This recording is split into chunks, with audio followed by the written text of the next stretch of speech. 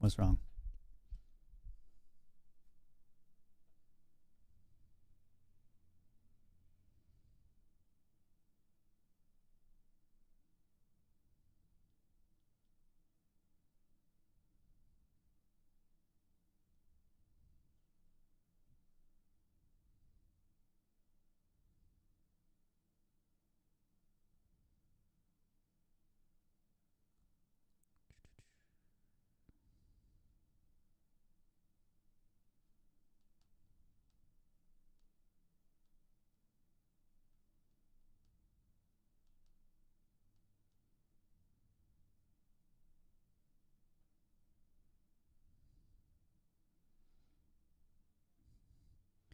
Yep.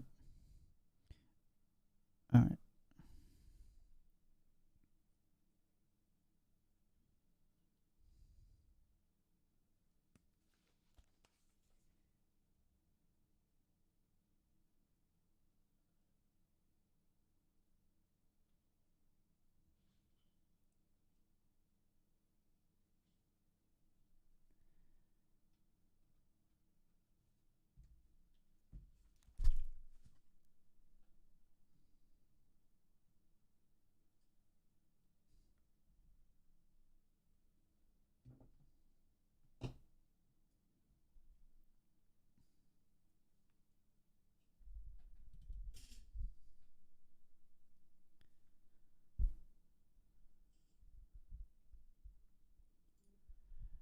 All right, here we are.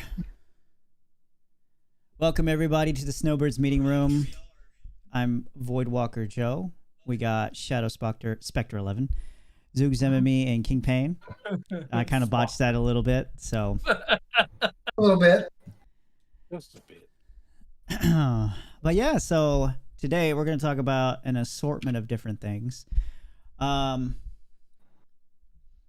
Main topic of the day is the different ammo types that was recently put up on the dev tracker, or the progress tracker, not the dev tracker, the progress tracker.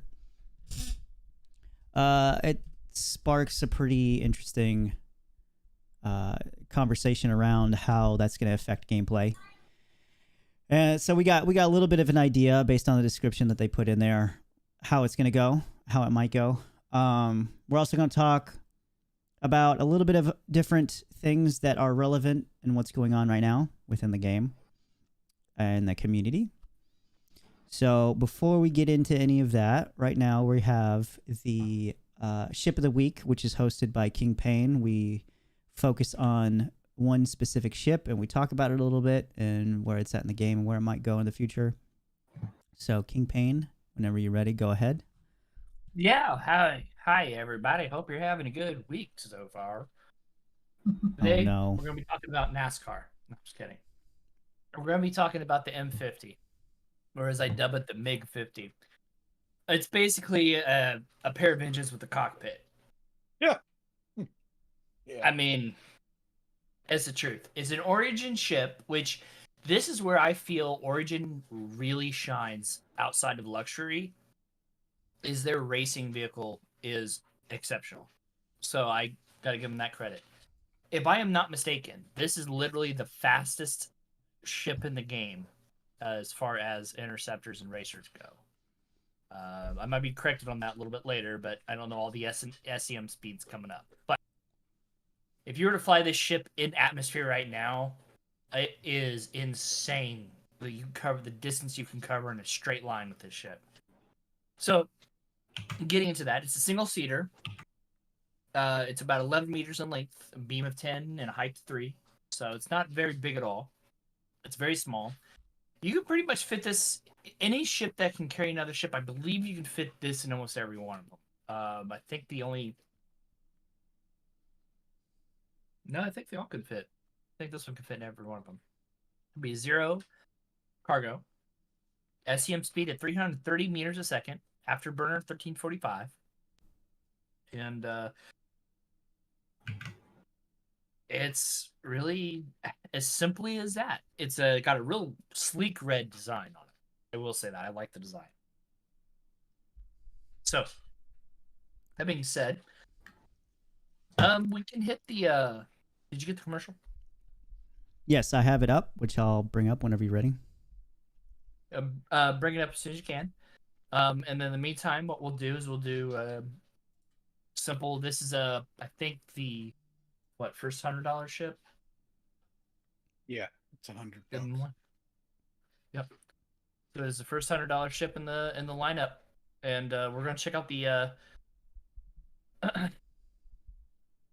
commercial for it. All right. So if the commercial is actually too loud, let me know, guys. I'll lower it.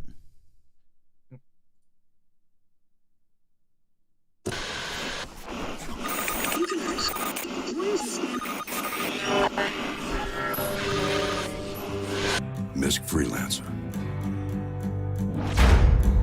Built for life.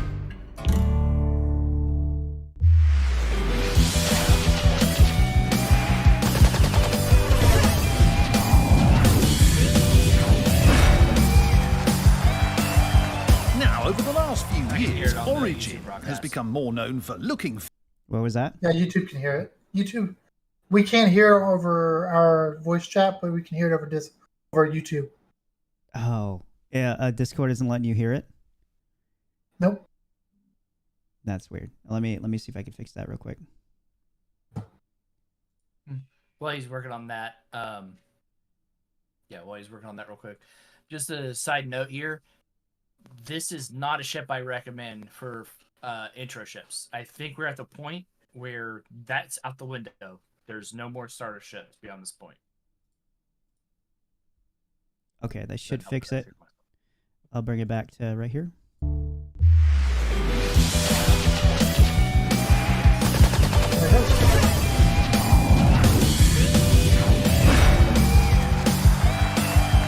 Now, over the last few years, Origin has become more known for looking fast than any sort of I action. do want to say something. This thing is Yeah. so old. The motion capture and the animation for the faces are terrible. They're awful. Look at Jax's face, man. Those pursed, That is not. those pursed lips.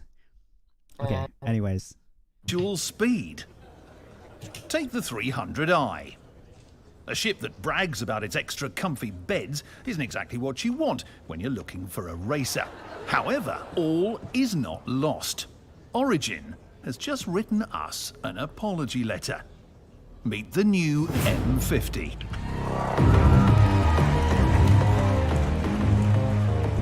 Space. The best ships gracefully dance across its expanse. The worst clumsily plod across its face. The new M50 doesn't have time for any of that. Instead, it simply slices its way through. The 2944 M50 was designed with one goal in mind: make the ship that will win the next Murray Cup.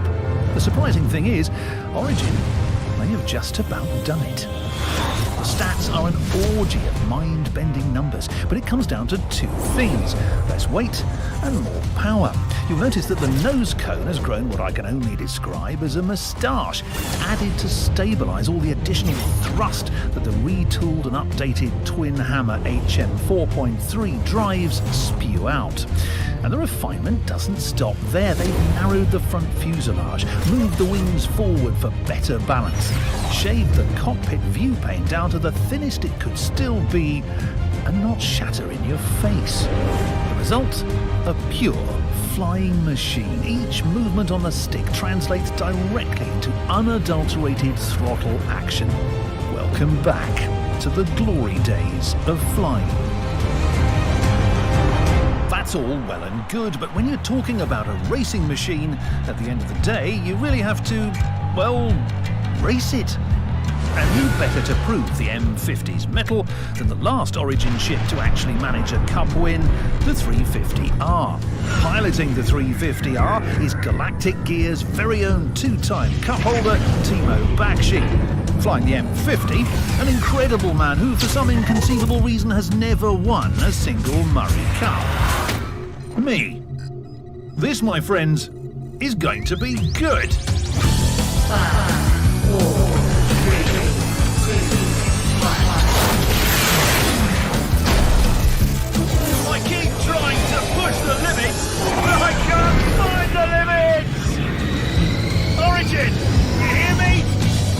Apology accepted! Apology accepted!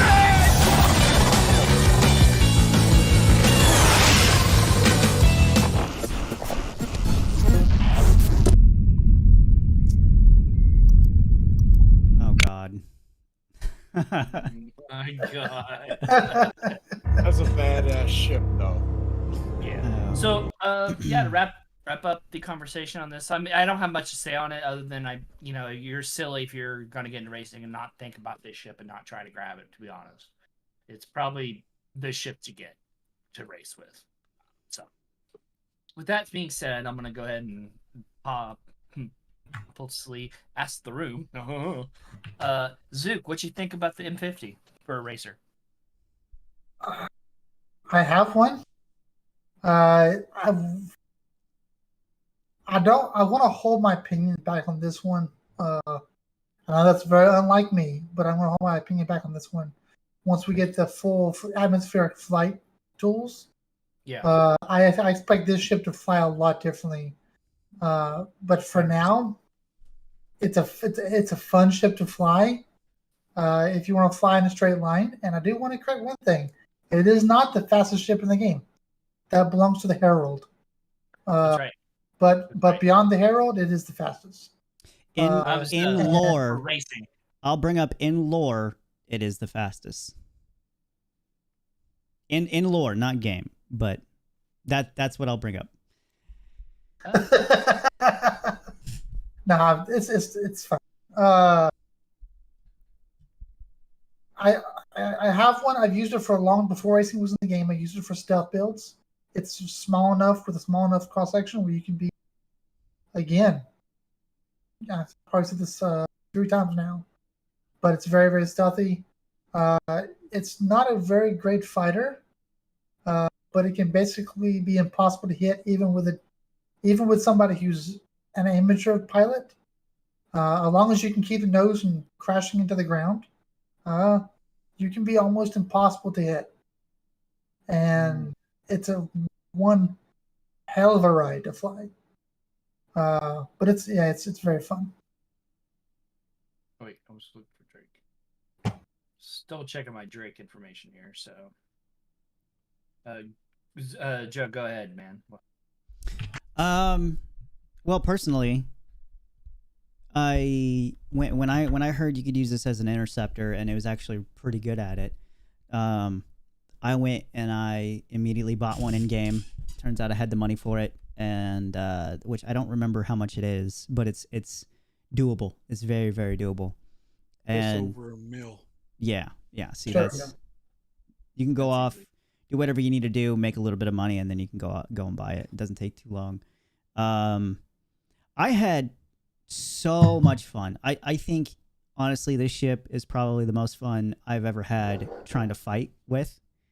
It takes a while because you have to pepper your target for quite a while until you get it, but if you maneuver even just a little bit, you're pretty much unhittable.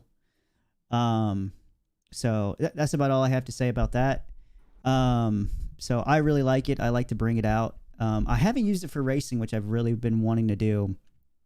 I'll probably end up doing that next. They'll probably be one of the first ships I buy in game for 18.2 because I want to really grind through the new racing tracks with it, see how it does. Yeah. A little bit of lore. I won't go too much into it because I'm not exactly ready for it, but it has a rocky past of being kind of janky at first. So it got a really poor reputation to begin with, and then it went through like a 3-year redesign phase within lore.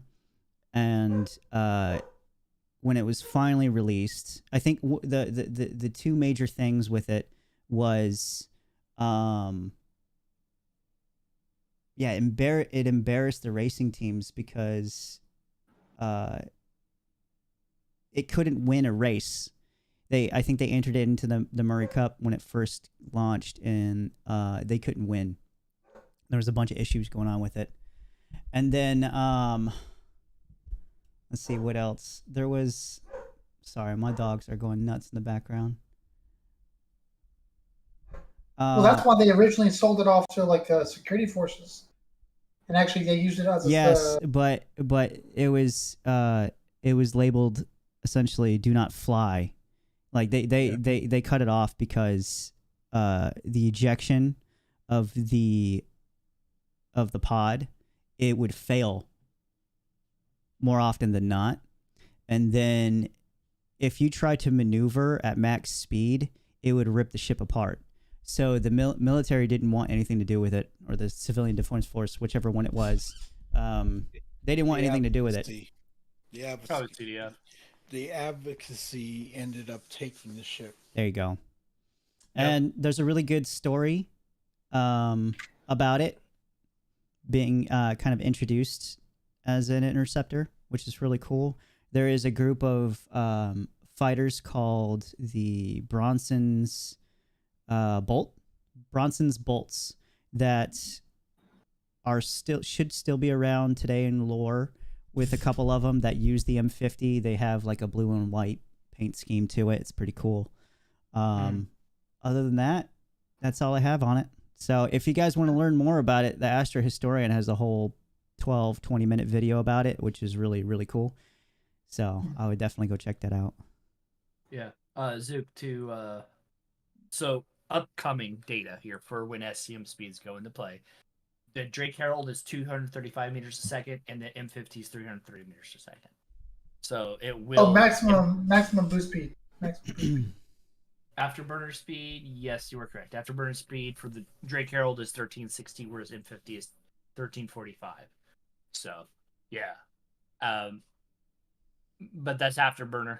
But if you're not like, it's cool though. Like I think that's in standard SCM speed. That's just gonna way past it. But yeah. Well, that's all I had. That's all I had to add on that one. And then last but not least, Shadow. Your quick thoughts on the M50? I've taken it for a ride. I love it. I love that ship as a fast go-to interceptor. Oh yeah. I don't do a whole lot of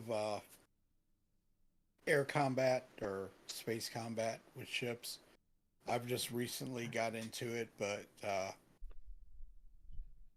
that ship is fast. I mean, when you're taking on an NPC and the game is working correctly, it is hard to kill that ship.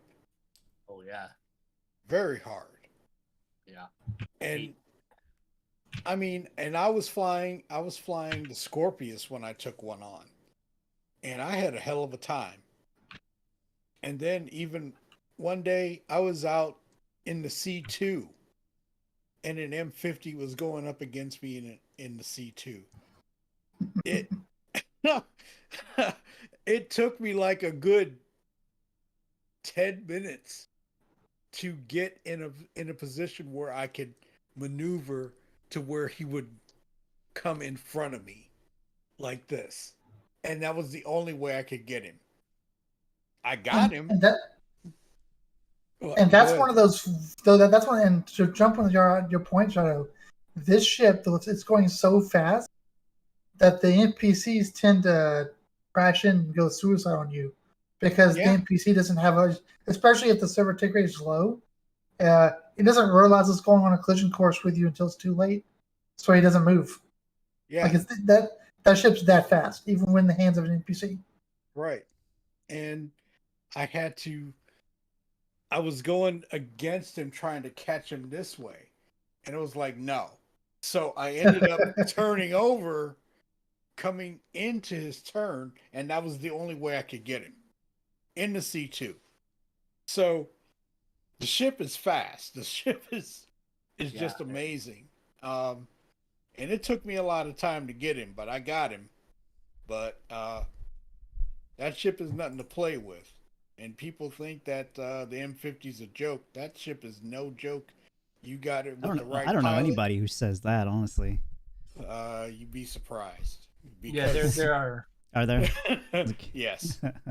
But, I mean, in the hands of the right pilot, that ship will do some amazing damage to you if you're not careful. If you just know some basic maneuvers, you're good in a fight for most situations. That's at least what I found, because by no means am I a decent pilot, but I know some basic stuff, and I did great in any fight that I've come up in with that thing. Yeah, but I mean, atmospheric and space are two different things. As atmospheric flight is a whole lot, I would say, a little bit easier than space. I'm just used to flying in atmospheric in the atmosphere. When it comes to space, space is something that I have a little bit of difficulty of, because you have the 6 degrees of freedom. Where in atmosphere, you don't. Until when they get all the mechanics involved with atmospheric flight, you're going to see a whole big difference. And people that have flown fighter combat in atmosphere, they're going to be used to it, and they're going to give you a hard time out there. So, just saying, be prepared. Because when thrusters start burning out and you've got nothing but engines to work with, you're going to joust. So, be ready. That's all I got to say about that. Well said, actually. That is one of those that's the underlying piece that people forget about, is once they start having, because right now we have no thruster modules, right? Once we start getting thruster modules, and we also start doing wear and tear where they start wearing out, you're going to have your racing module, and you're not going to want to put that into your ship until race day, because it will wear out during the race. I'm all good. I'm all good. Cool. Love the ship. Love it. Yeah, we do. All right. Hey, thanks, Shadow. All right. So that leaves that it for the M50. Chat, feel free to talk about the M50 all you want to, and pay attention, and let's enjoy the rest of the show. Joe, what you got, buddy? All right, so something I wanted to bring up, because I think this is something that a lot of people don't know about in the community that they could actually do. But so for Friday, there's going to be a live show from the mission feature team where they're going to be answering questions from the community. And so I have it up right here. It's on Spectrum, and I believe they got one on Reddit too. I put the link in the description below. You can ask the mission feature team directly any of your questions or concerns. So, and it'll be, they're going to pick some of the best questions that they can answer that pertains to them. So if you guys have anything, the link is in the description. You can click on it, ask whatever you want, and maybe they'll answer it on Friday. So other than that, we're going to go into some of the questions that Zook wanted to ask. But before that, I wanted to ask you guys, what is your experience with 318 right now in game? Is it enjoyable? Does it still suck? Shadow, you want to start? 318 to me right now is a hell of a lot more stable than what we got before. 318.1 has come leaps and bounds from 318.0. I've enjoyed what's there. I'm still not doing a whole lot of things because of the impending wipe that's coming. But hopefully with 318.2 going into 319, we don't have a wipe.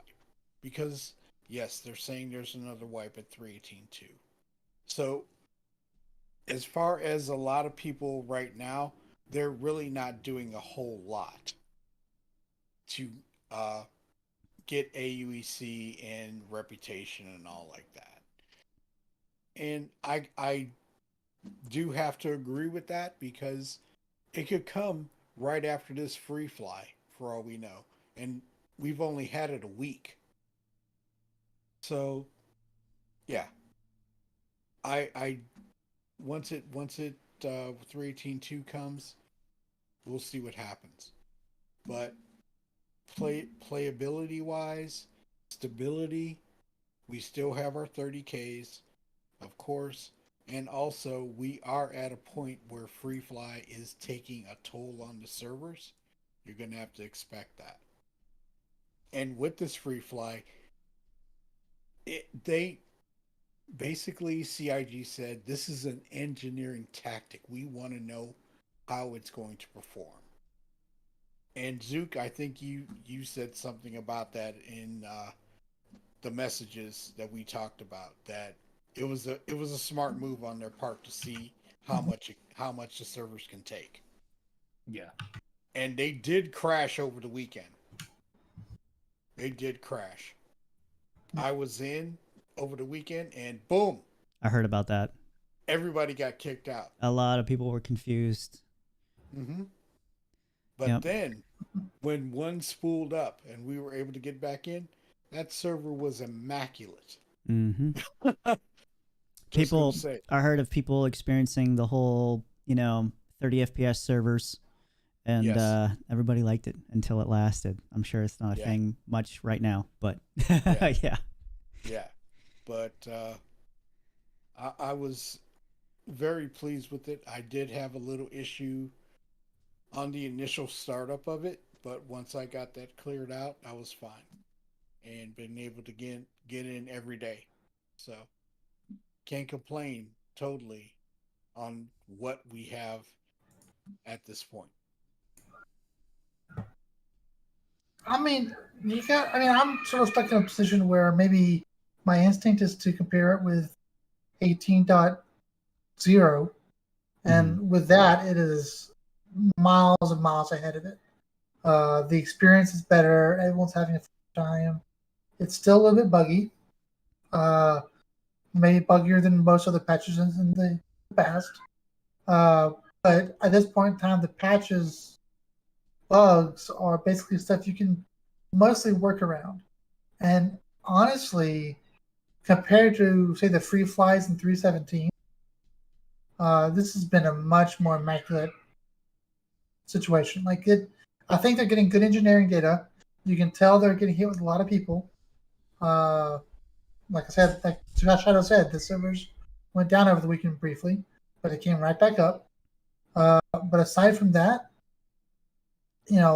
I'm not seeing that much of a difference between regular load without a free fly and with free fly. In the past, you could tell the difference. Like last year's Fleet Week, that was painful. Oh, It it was was so bad. horrible. Mm-hmm. It was horrible. Just say it, man. Yeah, Something, but this time it's better though, because of that. Yes. something, Yes. something I really want to know too is how many new people are taking advantage of the free fly this time rather than during a big event like Invictus. Because I really think that we don't have as many people as an Invictus would have, but there's Possible. probably a good middle ground going on. That doesn't surprise me. I think you're right. Well, Yeah. you know That's what? I expect. I think, and this was brought up where a lot of people that have accounts right now are playing 318.2. The free fly, everybody that's getting their free account is in 318.1. So it fluctuates. Yeah. Because I did a lot of bouncing over the weekend between the two because one was really bad, and then I would jump over to the PTU and play there, and then when that got bad, I would go back to 318.1. So I was doing a flip-flop kind of. Mm-hmm. And I enjoyed it, don't get me wrong, because I got to play Xenothreat, and I'll tell you what, I hit a Xenothreat server at 30 FPS, and man, those NPCs were not jacking around. I got surrounded in less than 5 seconds. I was through. Okay. So, yeah. I mean, that's what's happening. A lot of people are saying that the free fly accounts are in 3.18.1 and the established accounts are in 3.18.2. Something else I want to point out too is a lot of new accounts. I think most of the new accounts around this times, like the free flies, get made in their alt accounts or just fake accounts because people are trying to take advantage of the. There's always like a referral program that they do around these times where if you refer a friend, you get a free ship and they get a free ship or vehicle. And so there's a lot of new. I don't know how that plays into CIG's statistics on new players because I imagine that probably affects it somewhat. Because there are people you'll find on Reddit. There's a whole group of people on there that will sell. They're essentially selling referral points for people where they'll make an account and use your code if you buy it for like $20 or something like that, which is half the price of the Merlin right now. Or how much you would have to get for the Merlin, because I think the minimum you could spend It's $40 on a game package is $40. Yeah, so that's half of that. There are some discounted packages going on until May Yeah. as well. And right now it looks like the best deal is for a game package is like the 100i package. I think it's for $55, I think. For what you get out of that, it's pretty good. But yeah, that affects that too. All right, King, did you get a chance to say something about it? Nope. My experience so far, every time I've entered 3.18.0 or 3.18.1, I can say that with certainty that I agree with Zook that 3.18.1 has been miles better than 3.18. And on this patch, the only real problems I've actually noticed is server side stuff. I haven't had any login problems or anything like that. 3.18.0 I did, but that was fixed. The only oddity is getting in and out of pilot seats. Yes. It's been killing people. I haven't died from it, but it's like the animations don't play, but when the server finally updates, I'm in the seat. Yeah, like I don't sit down, I'm just standing and then I'm in the seat. I've had one instance where all my hands and feet were forward like this for a second. But outside that, I can't really complain too much other than I know for the fact that they're just trying their best to get everything fixed. So I'm going to let them keep working on it and I'll keep playing. I'm having a good time. Yeah. We got a comment. I think they're coming up with the perfect formula to piss off their backers. They've always had the perfect formula to piss off their backers from day one, I think. And every backer will get pissed off sooner or later. Yes. I'm not even looking at YouTube right now. Was that Rainish? Yeah. Yes.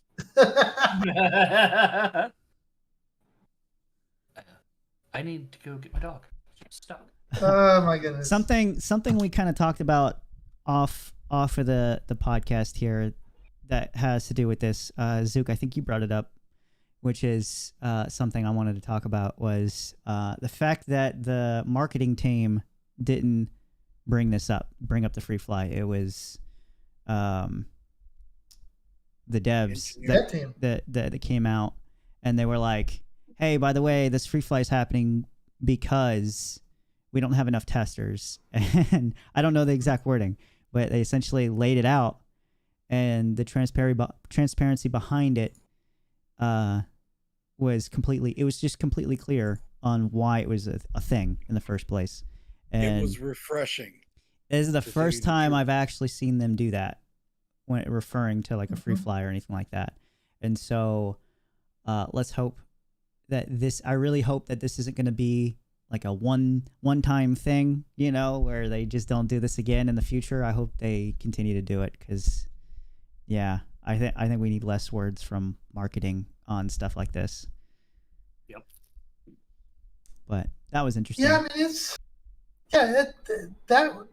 for anybody who's had a history of Star Citizen, everything they do as far as testing what ships to release, when to release,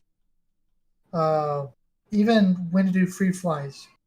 Like for example, last year during Fleet Week, everybody really hoped they wouldn't do a free fly because the game wasn't in a state that we would want to market to our friends, right? If when they do a free fly, I want to be able to go to my friend and say, just install it, give it a try, come play with me, right? Yeah. And they basically said last year, no, we need to sell ships. And we need to push these ships out. And you can tell by the way they sold it, by the way they word it, by the way the state of the patches in, how they basically released a patch with nothing in it except for the Fleet Week event, right? And you can tell that's a marketing push. And while I kind of get that they need to do that periodically, I don't begrudge them for that piece. You can tell the marketing department at CIG has a larger than probably maybe they should role at deciding a lot of those big decisions that affect our day-to-day gameplay experience. Well, you can tell specifically with this event, for the first time in a long time, that the people developing the game, the engineers, said, we have to do this. We're doing it. And I think that's great. That level of honesty is refreshing. That level of, hey, we're being upfront with you. I love it. Like makes me feel really good about where the project is going, and makes me feel like they trust us, at least for a while, to say, yeah, I get it. This game's going to be broken for a bit. We're trying to fix something. And a lot of people have complained. A lot of people have, yeah. A lot of people have, yeah, you're fine.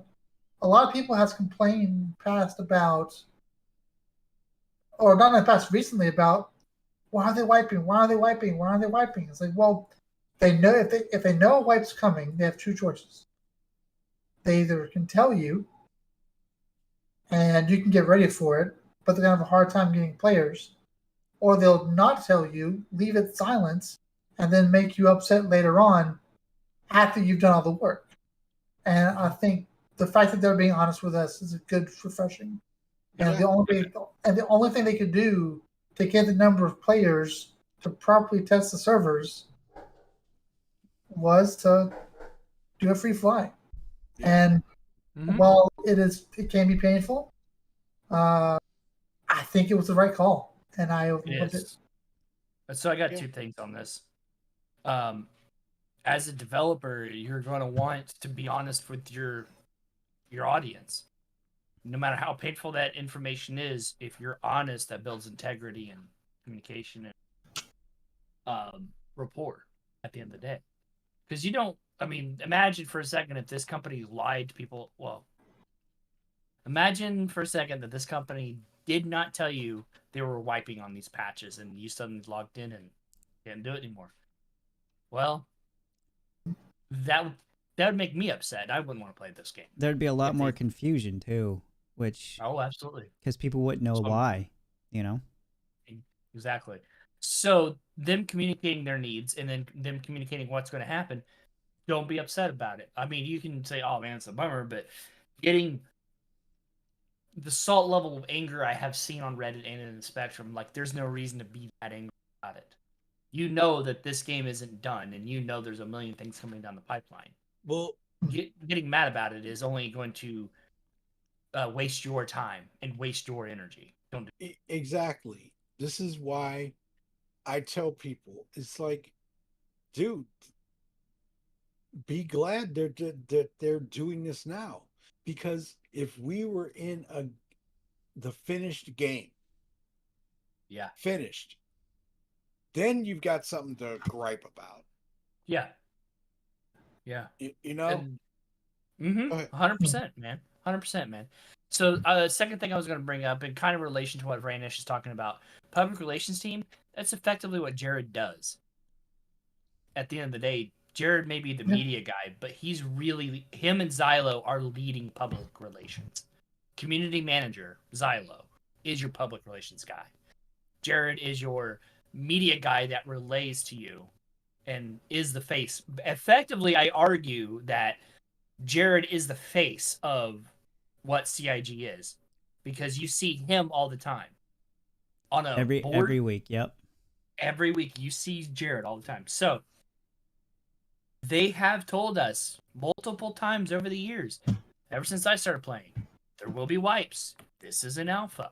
This is not or is not where we want it to be. Here's what goes great. Here's what goes bad. You may not like what they produce, but at the end of the day, they are producing the best they can with what they've got. But that does not. But don't take that as, if you want to be critical, you can be critical, but make sure the criticality is coming from a pure place and an honest place. That's Exactly. that's my rant. And I want to jump off what Pan said about that for people who are making posts on Spectrum and making posts on Reddit.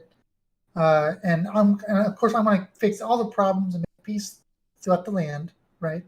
But at the end of the day, if you're going to make a criticism, and CIG has plenty to criticize, you got to word it in a way where if you want them to hear you, if you want to make a difference, you got to make it worded in a way that, hey, this thing that was really annoying me and maybe stopping me from playing the game that I enjoy, can you help me with this? And maybe here's an idea of a way you can fix it. Ignore other players that are salty or may disagree with you or call you names, right? Ultimately, if you are wanting to affect change and you wanting to help the project by posting, if that is your goal, you got to be speaking to the developers, not to the community. That's why whenever we talk about these topics like this, I am basically looking at the camera and talking to Xylo and talking to Jared. And saying, hey, this thing that y'all are doing, I love it. This is a rough ride. We all know it. But keeping in context that this is alpha, that the game is being developed, and that I believe it is being developed. I don't believe this is something that they're trying to take advantage of us. I don't think they're stringing us along. I think they're legitimately developing a game here.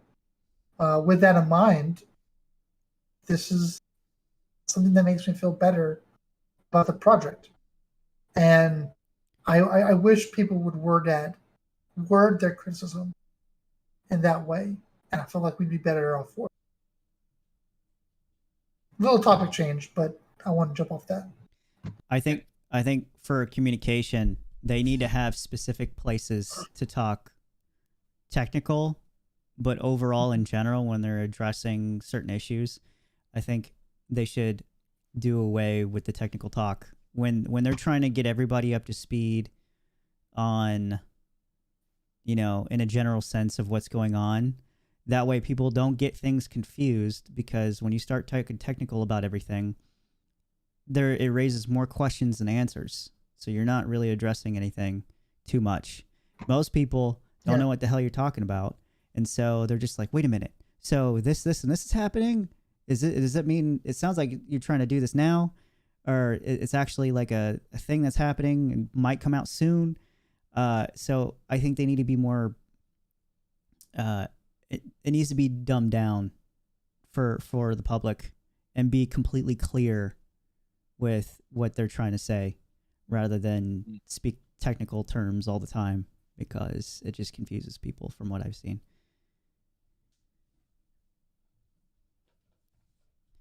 Yeah, I agree with you. Agreed. All right, so we'll move on. First question is going to be about player stowaways. So it looks like they're going to be doing... Zook, you might have more information on this. Do you want to ask these? You're muted, bub. I would love to, actually, if you don't mind. Yeah, because I've heard a little bit about it, but as far as these questions that you want to ask, going to get a drink. You might know more than me. So in the monthly updates that they released, one of the things that they released was basically they're starting to work on essentially the gameplay for Stowaway. They didn't word it as such, but it's just one of the game tools that they're going to use to enable that to have a very natural reaction. Like, for example, if there was somebody on a Mercury Star Runner and I snuck on board that Mercury Star Runner, as a stowaway, would I automatically connect to the ship's voice channel? No, I wouldn't. And one of the things that they set up that they're working on, and I think it's part of the new user interface, essentially going to be to be part of a ship's voice channel, you have to be part of the ship's owner's party, or whoever the owner of that ship is at the time's party. So the trick that we all use right now to see if there's somebody on board is to see if there's someone else in the voice channel. That won't be a thing. So that does a two-piece to it. I won't be, as a ship owner, I won't be able to check my Star Runner to see if there's stowaways on board anymore just by checking the voice channel. And then two, the people who are stowing aboard won't be able to listen to ship voice comms anymore. So now, as a ship crew, we can start using ship voice comms more effectively now going forward. Yeah. Right.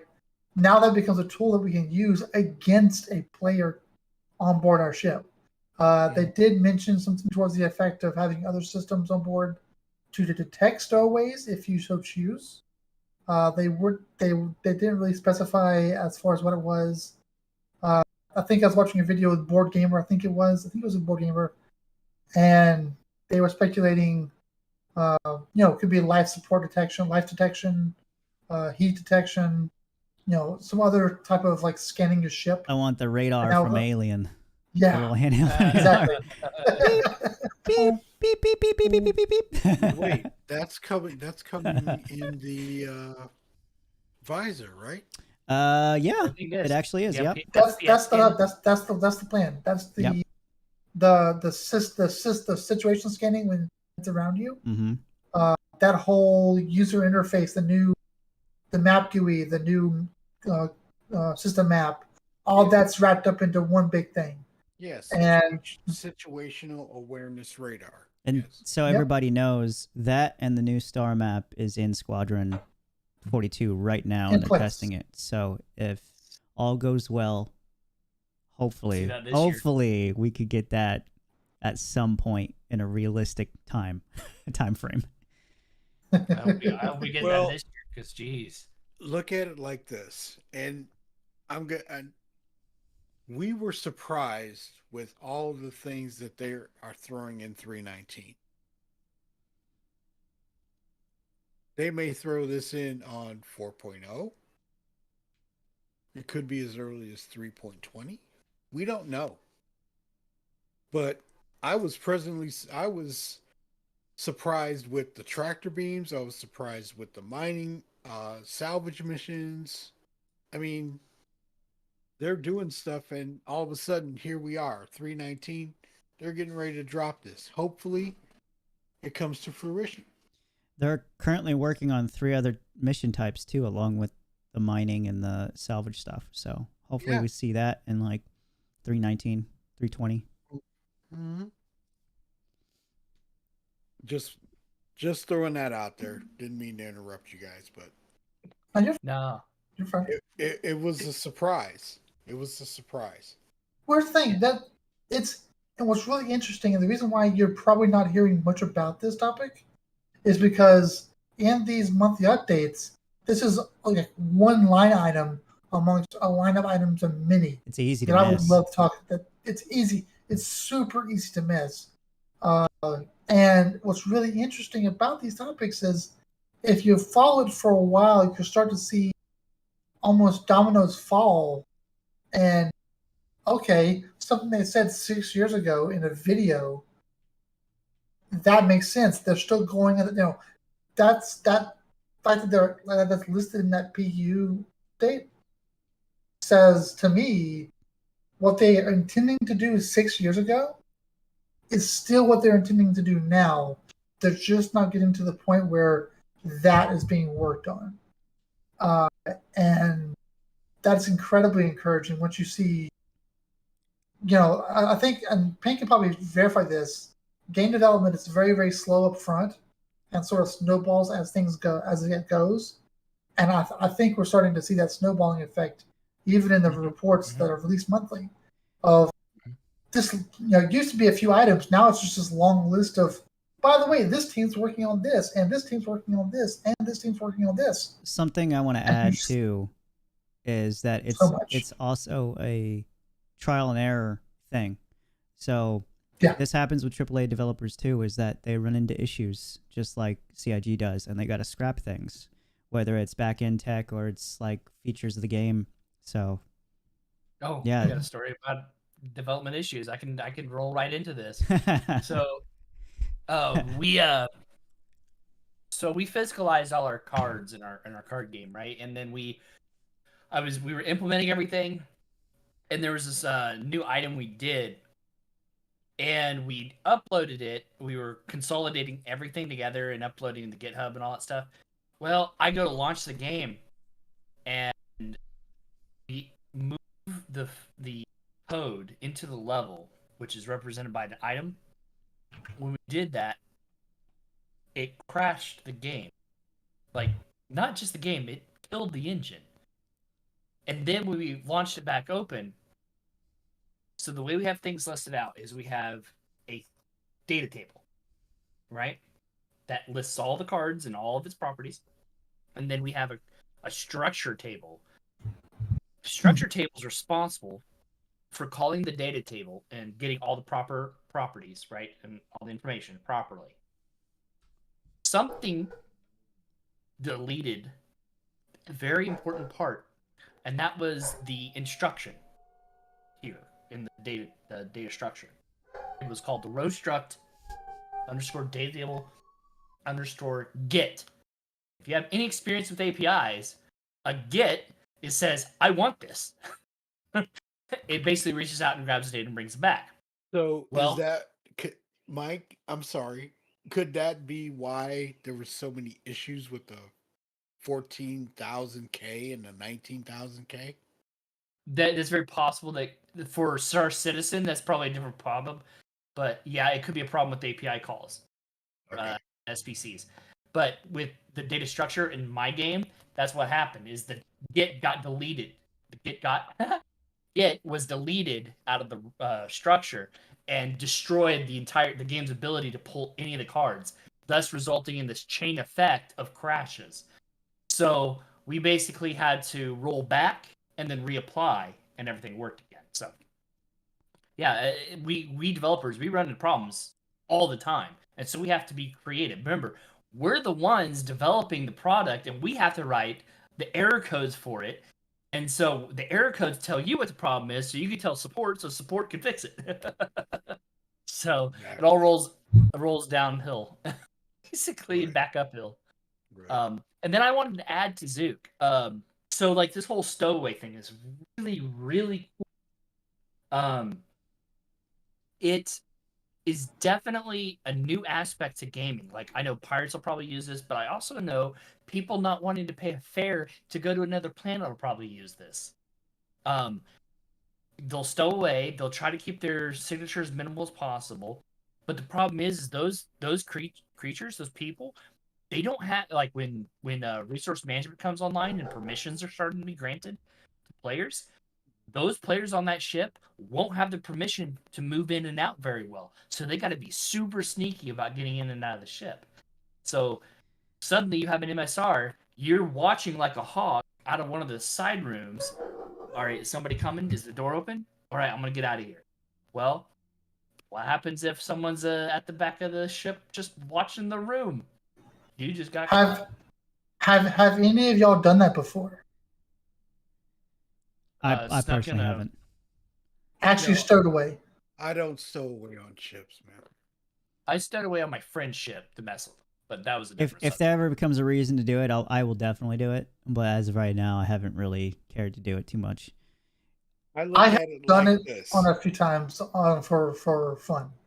If I am so desperate where I've got to get off a planet and I've got no other way off and I'm starving, thirsty, and I've got no other way, I'll attempt it, and if I get shot, I get shot.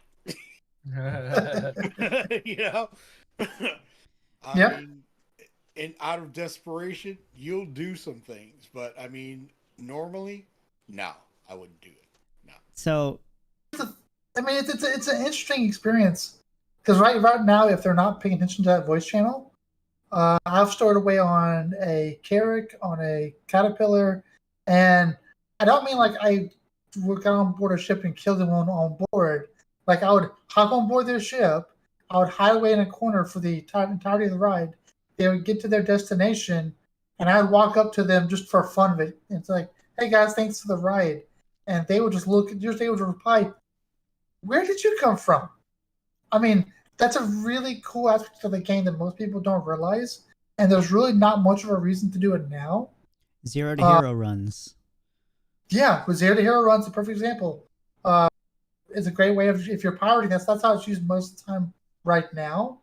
But one day when it's a lot more costly to go from system to system, Well, maybe you're wanting to go to Pyro and you don't feel confident getting, say, to Jericho Station safely yourself. You might stow away on board somebody or an orc ship that's getting there. yeah, I was gonna say with rep, with rep, you're not gonna be able to go anywhere you want safely. Yeah. Depending on whether you're a lawful or illegal player, you're not gonna have access to certain areas, and maybe that's how you get access to a certain area. Stowing away on someone's ship, and because you're not connected to that comms channel automatically when entering in, they're not going to, whatever station's scanning that ship or whatever, they're not going to see you on there. They're just going to see That's a the party, passenger. the party that's actually connected, and you could think about it as like when you have friends over at your house, they're not going to automatically connect to your Wi-Fi connection. You got to give them the password. So, You know what? I mean, to be totally fair, I would pay somebody to get me off the planet. I mean, that's just me. That's just me being the honest yeah, you could do that player too. that I am. Yeah. That's just me. Are you saying I'm dishonest? I didn't say that. Damn it. Because you don't But, have to I mean- disclose to that person what kind of player you are, Yeah, So, Right, but that's just me. That's just me. That's just the way I play. I've never done anything like that and probably never will. or I'll pay somebody to get me off a planet. But maybe not play, The- but you could play engineer. Be like, hey, I'll fix your shit while you're flying. right. I mean, pay your way. You know what I'm saying? But with Zook, the way he's all excited for it. Look at his face. He's grinning. He's excited. Yeah, my org. We're mostly lawful, but we're not always lawful. And we can we do underhanded tactics all the time to sort of like maximum impact with a minimum number. And this kind of thing is what we've done before. Like no joke. We were having issues with like this past weekend. Like I'm not even joking with that about this. This past weekend, we was having issues with a group at Brio's Brickyard. They were literally attacking us. I am not a murder hobo, Vanish. He threw We you. lit- You just got thrown under the No. bus. Right? I did. All the time. So we literally stole someone's A2 and said, we'll bring it back. We bombed it. We lost the A2, but we bombed Brio's Brickyard. We bombed Brio's Brickyard. We got Jump disabled. No, not jump down. Brio's Brickyard. Okay. Where's the hot spot right in this patch? The Right. Brio's Brickyard. Right. And we had a lot of fun there. And the fact that we, I don't have an A2. None of our guys have an A2. This guy spawned an A2. We took his A2. And if we've done it before, we've ridden from one side of the galaxy to the other, and I give you an example. About a year ago, there was a group that was after one of our pilots. I don't want to say a group or name names, and we wanted to get that pilot from one side of the system to the other.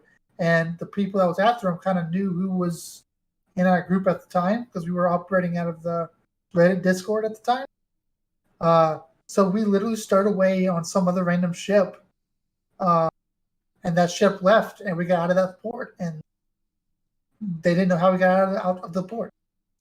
Like there's a lot of actual gameplay, even legitimate gameplay that you can do. Getting into a facility to assassinate a target, getting out of a port because you're wanted and can't get free. There's a blockade looking for you. You're part of an enemy org that's fucking that's in the location. There's a lot of reasons why you would do this in a very logical way. And sci-fi is full of this, right? I can imagine there's places and times where you'd want to smuggle an NPC, right? This would be very, very similar in that regard, right? Has anybody played Metal Gear? Yeah. Sneaking in the box and going into the facility and then getting out. Yeah. It's there, Stow yourself away in a 1 SCU box and get yourself tractor beamed onto a planet thinking they bought it. The non-habitable planet or too. on a ship. Oh man. So it just hit me. I was like, holy crap. Yeah. I mean, there's a lot of gameplay features that can come from that doesn't require much more development. Human trafficking. That's the gameplay part of it. Human trafficking is going to be a big. That's going to attribute to slave trade in the game, and it'd be nice to let's say someone scans your cargo and they see like heat signatures coming from it, and they're like, what the fuck? So that'd be cool. Well, that's how Auguste Dunlow got away from the Messers. Is that really? In lore, yeah. That's pretty cool. Yeah. I have to read about that. The Xi'an smuggled him off of a planet because he was being hunted by the Messers. I thought it was Banu that did that. No, it was the Xi'an. I have to No, look on. I know he ended up in Banu space, but I thought it was also the Banu. I might have remembered it wrong. I know he ended up in Banu space, but yeah, I think I could be wrong. I got to check with Astro Historian on that. Okay. Because it's the rise and fall of Crusader Industries, and it's a great series if you want to check it out. But it gives his story of how it started, and he was they were doing the celebration of the Colosseum that was going to be on his planet, and his mother was killed in the explosion. His father was disabled, and he became a freedom fighter after that, I think. So I got to look at it. But it was a pretty good story. So definitely something to check out for those who are interested in lore. Yep. I'm all good. Sorry. No, fine. All right, Zook, on to your second question there.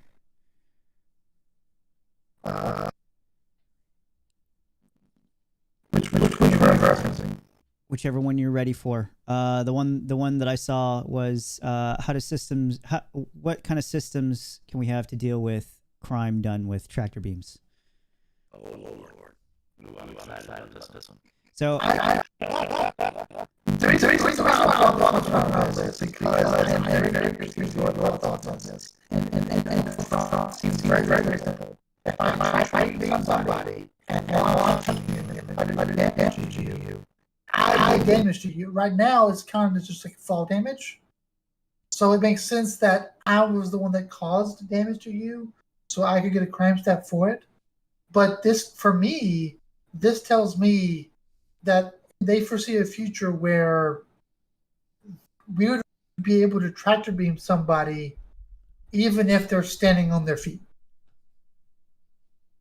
Like right now, to try to beam somebody, you have to assault them, knock them out, knock them unconscious, incapacitate them, and then you can tractor beam them, Hmm. and that would give you the crime stat Right. if it's worth being a criminal. They foresee a time where you won't be transferred to a different state first before you get tractor beamed. So they foresee a time at the very minimum where while you're standing up, you are getting tractor beamed. What do y'all think about that? I think insurance should be involved too. I think it should have some What? sort of insurance. Huh? So okay, What's well, your thought on that? if you die, then the all of that has to get paid for, for you to to regenerate into, the new you. So I think whoever has the crime stat against you should have to pay for that.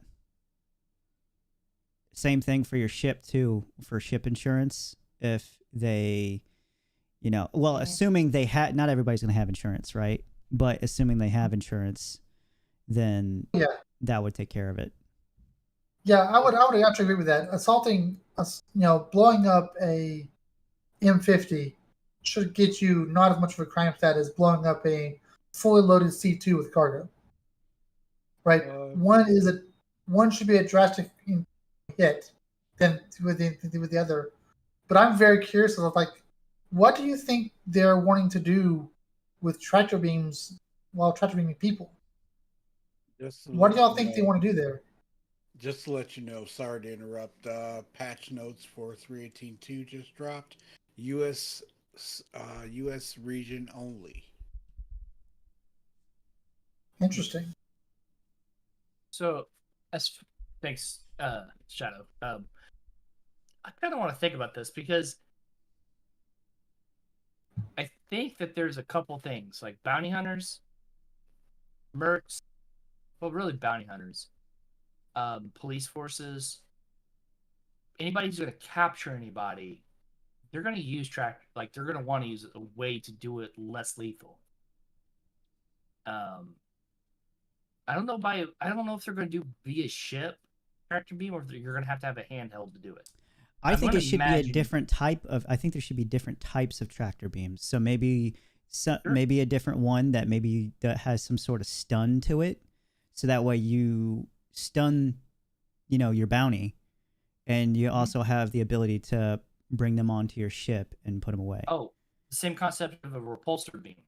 So there's was it Star Wars, I believe, has a repulsor. No, not Star Wars.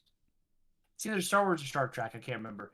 One of them has this repulsor beam. It's basically tractor beam technology in reverse. It just pushes really hard. And so Probably Star Trek. I think it's Star Trek. It pushes really hard to stun is what it does. And then it knocks somebody on their butt and then you can get on them pretty quickly. Mhm. But I really do think less lethal means need to come for the bounty hunting aspect because I do know that people can surrender at one point. Well, they have I tase don't know. technology now. Well, Mhm. should be coming soon. And then they Right. actually have a taser that they've showed. And then So you're gonna have cuffs too. as a person who's into self-defense items and stuff like that, tasing through armor is not going to work. Like logistically, the armor won't. Futuristic tasing. If it's a It beam, could- like Think about it. It could be like this. Sorry, I'm so sorry. Distortion or something like that, right? Where yes, that.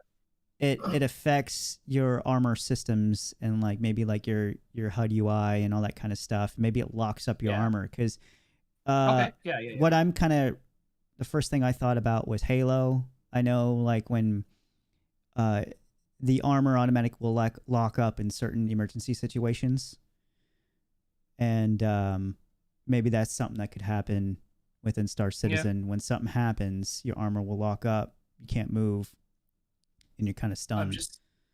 I'm just saying, as long as they're not using the two-pronged electro probes, then I'm good. Don't use probes. Do not do that. Do the repulsor beam. Do what you were saying, a distortion beam, a ammo type to disrupt the electrical systems on the body. And then even so, you could still stun somebody even if they don't have armor. You could still stun them with that same type. So Yeah, but what do you guys see? Well, that would still be an electrical disabling, attacking someone, doing damage to someone aggressively before using the tractor beam. What do you guys foresee them using a tractor beam first for? My bad. So I was answering that, and then we sidetracked. But so what are they going to use tractor beams first for? In general? Yeah. Cargo. Cargo? Okay. Moving cargo? What about moving people? Yeah. Put them in boxes. Move them. Like I so- can see the track. Like for example, I could see if you're dealing with a ship, and the ship that's just turned off, disabled, and I'm tractor beaming your ship, right? Yeah. There'd be a crime stat for that. I'm physically pulling you and your ship away, right? In theory, you can do the same thing with a person's body, Yes. What I'm, right? Well, I guess let me restate. Maybe I glossed over it really quickly, and I apologize. Sorry, my You're- apologies. You're fine, man. Maybe it's fine. But I did say it clearly. You'll have lawful and unlawful characters in this scenario, right? Lawful characters such as bounty hunters are going to want to tractor beam you into a box if they can. They're going to grab you with a tractor beam gun, hopefully keep you stunned or locked where you can't move you into the coffin, if you will, and then put you in the cop car that they have, like the Drake Blue, right? So the unlawful characters will grab you, committing assault in order to shake you down for money or your stuff. That's where I was getting with that, and I apologize for getting off topic. Thinking about as well, but what I find interesting as a game theory idea, how they would develop this as a concept. In theory, if they tractor beam someone, doesn't mean you're stuck not being able to move. Imagine being like flying through the air because someone grabbed you, and you're shooting back at the person tractor beaming you. Yeah. Because remember, they have to be able to keep line of sight to tractor beam you, which means they have a tractor beam out. You could have a gun out.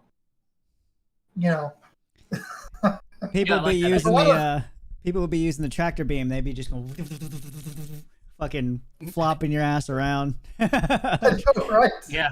Just like grab it, like into the roof you go. Hey, look, I'm Ermac from Mortal Kombat. Because that could be a lot of that could be. I like that. I don't know how legitimately effective that would be in combat. I hope it's not very effective in combat. I hope they make it an incentive where they want you to have to disable your contact first before you can start throwing them around heavily. If that makes sense? Like I get maybe you can pull them, maybe you could be back and forth. I hope they do it where the actual movement you can impart on them is slow and very, very loose. Especially if they're fighting it, if they're not knocked out. That way there's an incentive to knock them out first. If that makes sense. Yeah.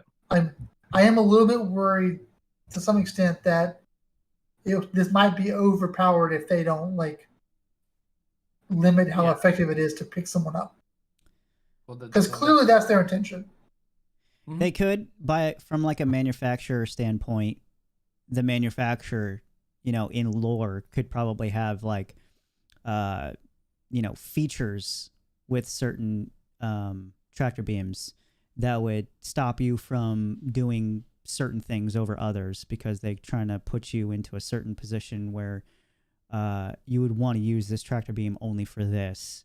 But also I think there should be something where you could modify it and maybe take those safety features out and be able to use it for stuff that it's not supposed to be used for, but maybe make it a little tough to do that. Can you give me an example? I don't know, just being able to, fine tune the tractor beam's parameters. So maybe, I think the only thing I can really think of right now is maybe have something where it can, based on the weight of something, it could tell that maybe it's a person, vice, like if they want it strictly for cargo, maybe it's strictly for things that weigh a specific amount. And if it weighs less or more, it can't do that. So obviously human would weigh less than most cargo. So there'd be some sort of parameter on it that would say, you can't lift this person or this object. And maybe, you'd be able to take it to like a workbench and disable that feature going through some whatever mini game you got to go to. And then you could adjust those parameters to use it for different things, but maybe it results in like overheating of that tractor beam, or some other sort of malfunctions that you got to mess with to get to go through and do different things with. Interesting idea. We have That would definitely go into weapons customizations. I like that. We have a couple of comments. From Everett, maybe more like the Wraith beaming devices from Planet into Cage's Stargate Atlantis TV series. I love that show. And then I was hoping they would add a repulse charge, so the longer the charge, the greater the push. I don't want to Fusro DA somebody across the map. I will say that. Where's the thing? Eventually these devices are going to have limited battery capacity, and they're going to have limited, not mass, but like amount of kinetic energy they can impart upon an object, right? But ultimately, that's the end goal for these tractor beams. What I think the most effective way, as far as like balancing the base form of the tractor beam, and just throwing the idea out there, is basically if a player is holding still and not moving, he is not trying to impart movement onto his own person at that moment. That would make it very easy for you to pick them up and move them around. But if they're running away, when I go to pull them, they're still going to be trying to impart like energy, kinetic energy going in a certain direction. And now you're trying to impart energy going in a different direction.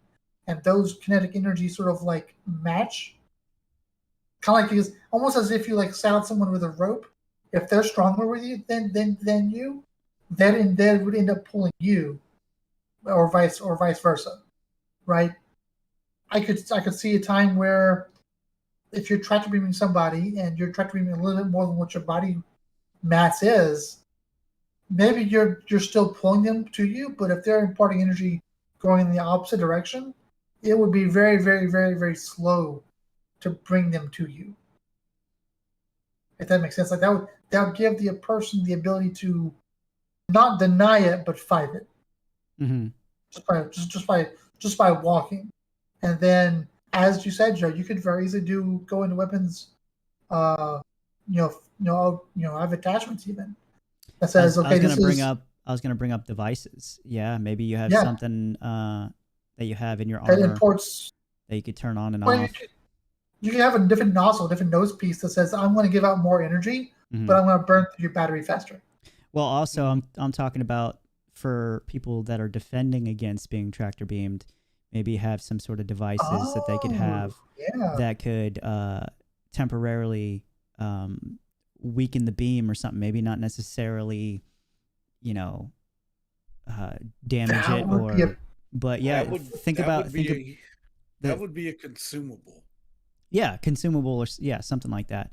Where I mean, same idea with like mining and stuff like that, where you would have this as something you carry to take up a slot, and if you're somebody you're being hunted, that might be something to have. That's worth it. And that would be an advantage of a powered heavy armor. Yes. Yep. Mm-hmm. Like that would be because I spend most of my time running around with light armor. So if somebody especially if the calculation is based upon how heavy you are, right? That person with a heavy armor tractor beam would be able to pick somebody up with the light armor all day long. But me with light armor would have a much harder time. Maybe it would be impossible for me to pick up, say, a heavy player. Right? Mhm. Maybe if I go to pick up a heavy player, maybe I end up pulling myself. Yeah. So now if you want to use, if you're like wanting to use be a bounty hunter, now you want to go, if you don't want to disable them first, maybe you'd have to wear heavy armor.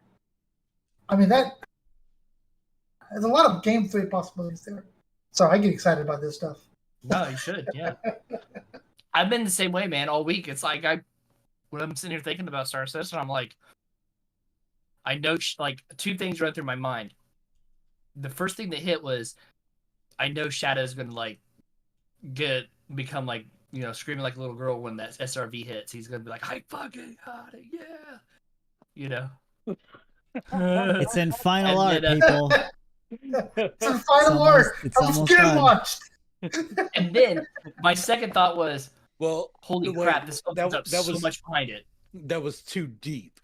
Yeah. My bad. Let's get it launched.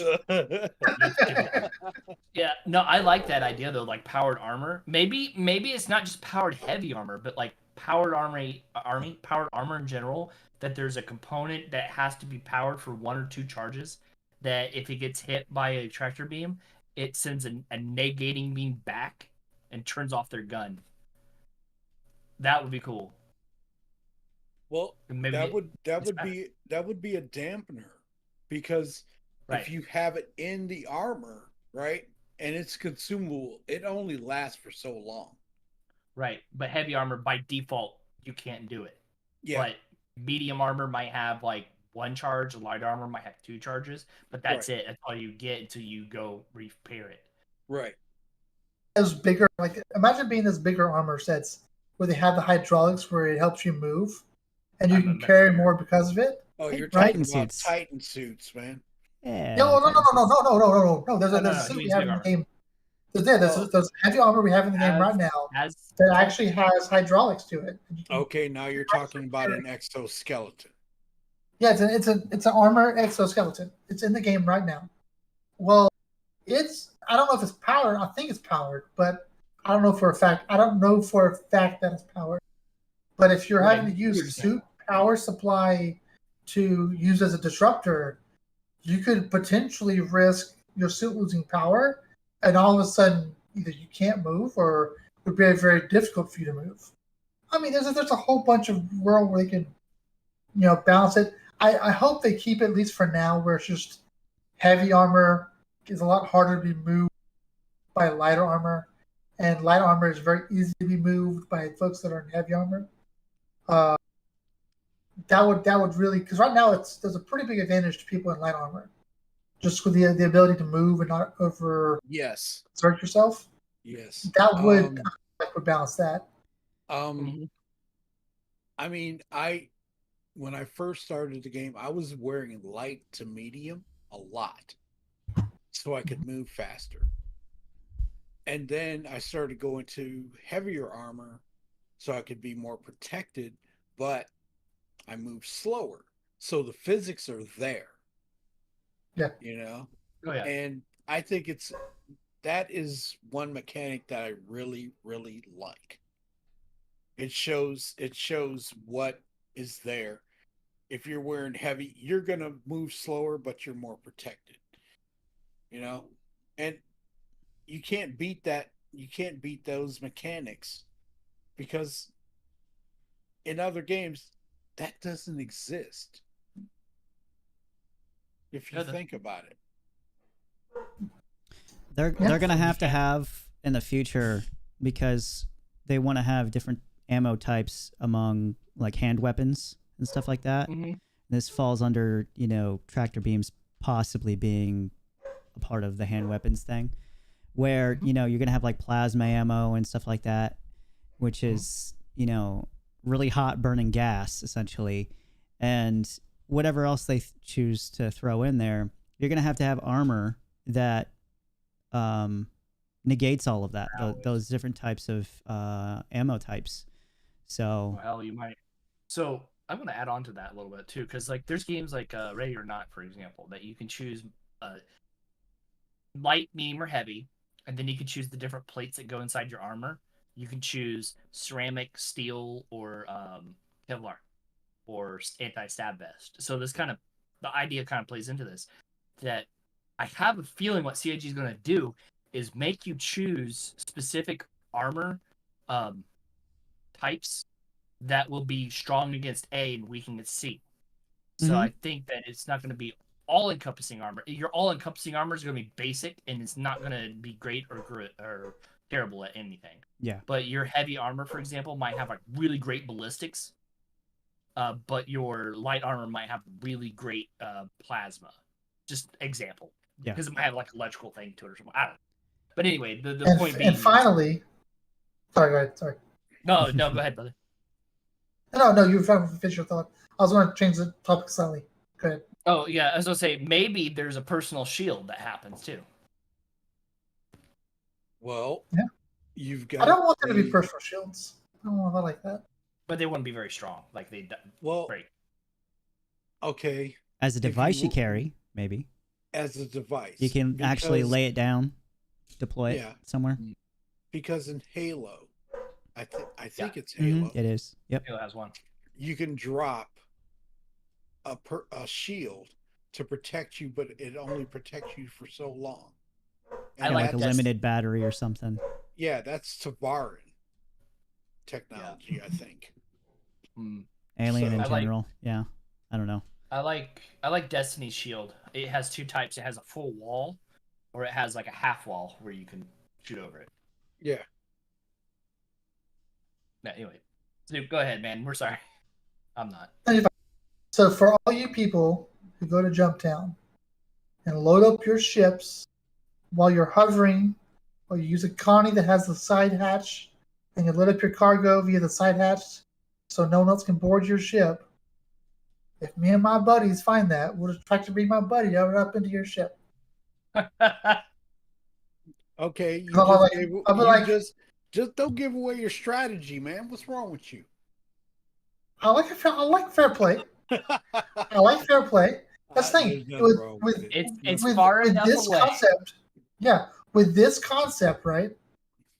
No open door or hatch is safe. That's true. None. Until resource management comes in, or you can permanently lock something. Worst thing, if you have opened the door to load cargo on, to load anything on, right? Doesn't matter how you're loading it, doesn't matter whatever, right? If you've opened the door to load something onto your ship, no door is safe. You can lock cockpits now, not on every ship, but some of them. Almost So every show. I think I know C2 at least. There are people that whenever they're answering like rescue beacons and stuff like that, they'll lock the cockpit and be like, "Hey, you can get into the cargo hold, but you know they can't go fuck with you because they can't access the cockpit." Yeah. Okay. I got one thing. When you open up a ship, right? Is there some type of force field that stops air from dissipating? Right now, it's because they're separated rooms, but it's a room In- separated. In lore, there's not. In the future, if you open up a door in space, you will have that. You will have that vacuum. The air will leave the chamber. Okay, so there will be decompression. Yes. Oh yeah, Yes, yeah. it Go will be. back. Yeah. If you go back to CitizenCon from last year, they have a whole They showed like, it. review that they showed it. They talked about it. Yeah, But I remember that. But I mean, okay, in my C2, right? Say I open the cargo door, the front ramp, right?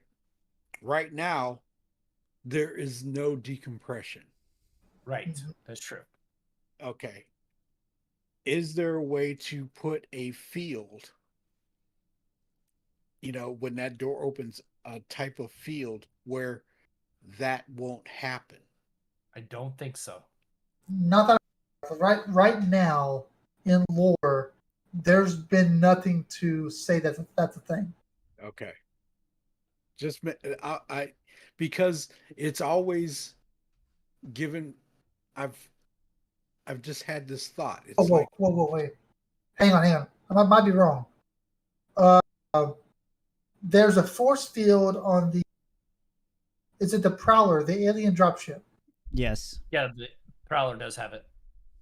It has the force field thing, but is that keeping air in and out, or is that just allowing the person to walk through with a little bit of protection It's from just bullets? anything physical going through. I think it's also protection from like bullets and stuff too, because you need to be able to protect Does it keep the people does inside. it keep atmosphere in? Yeah, it does. It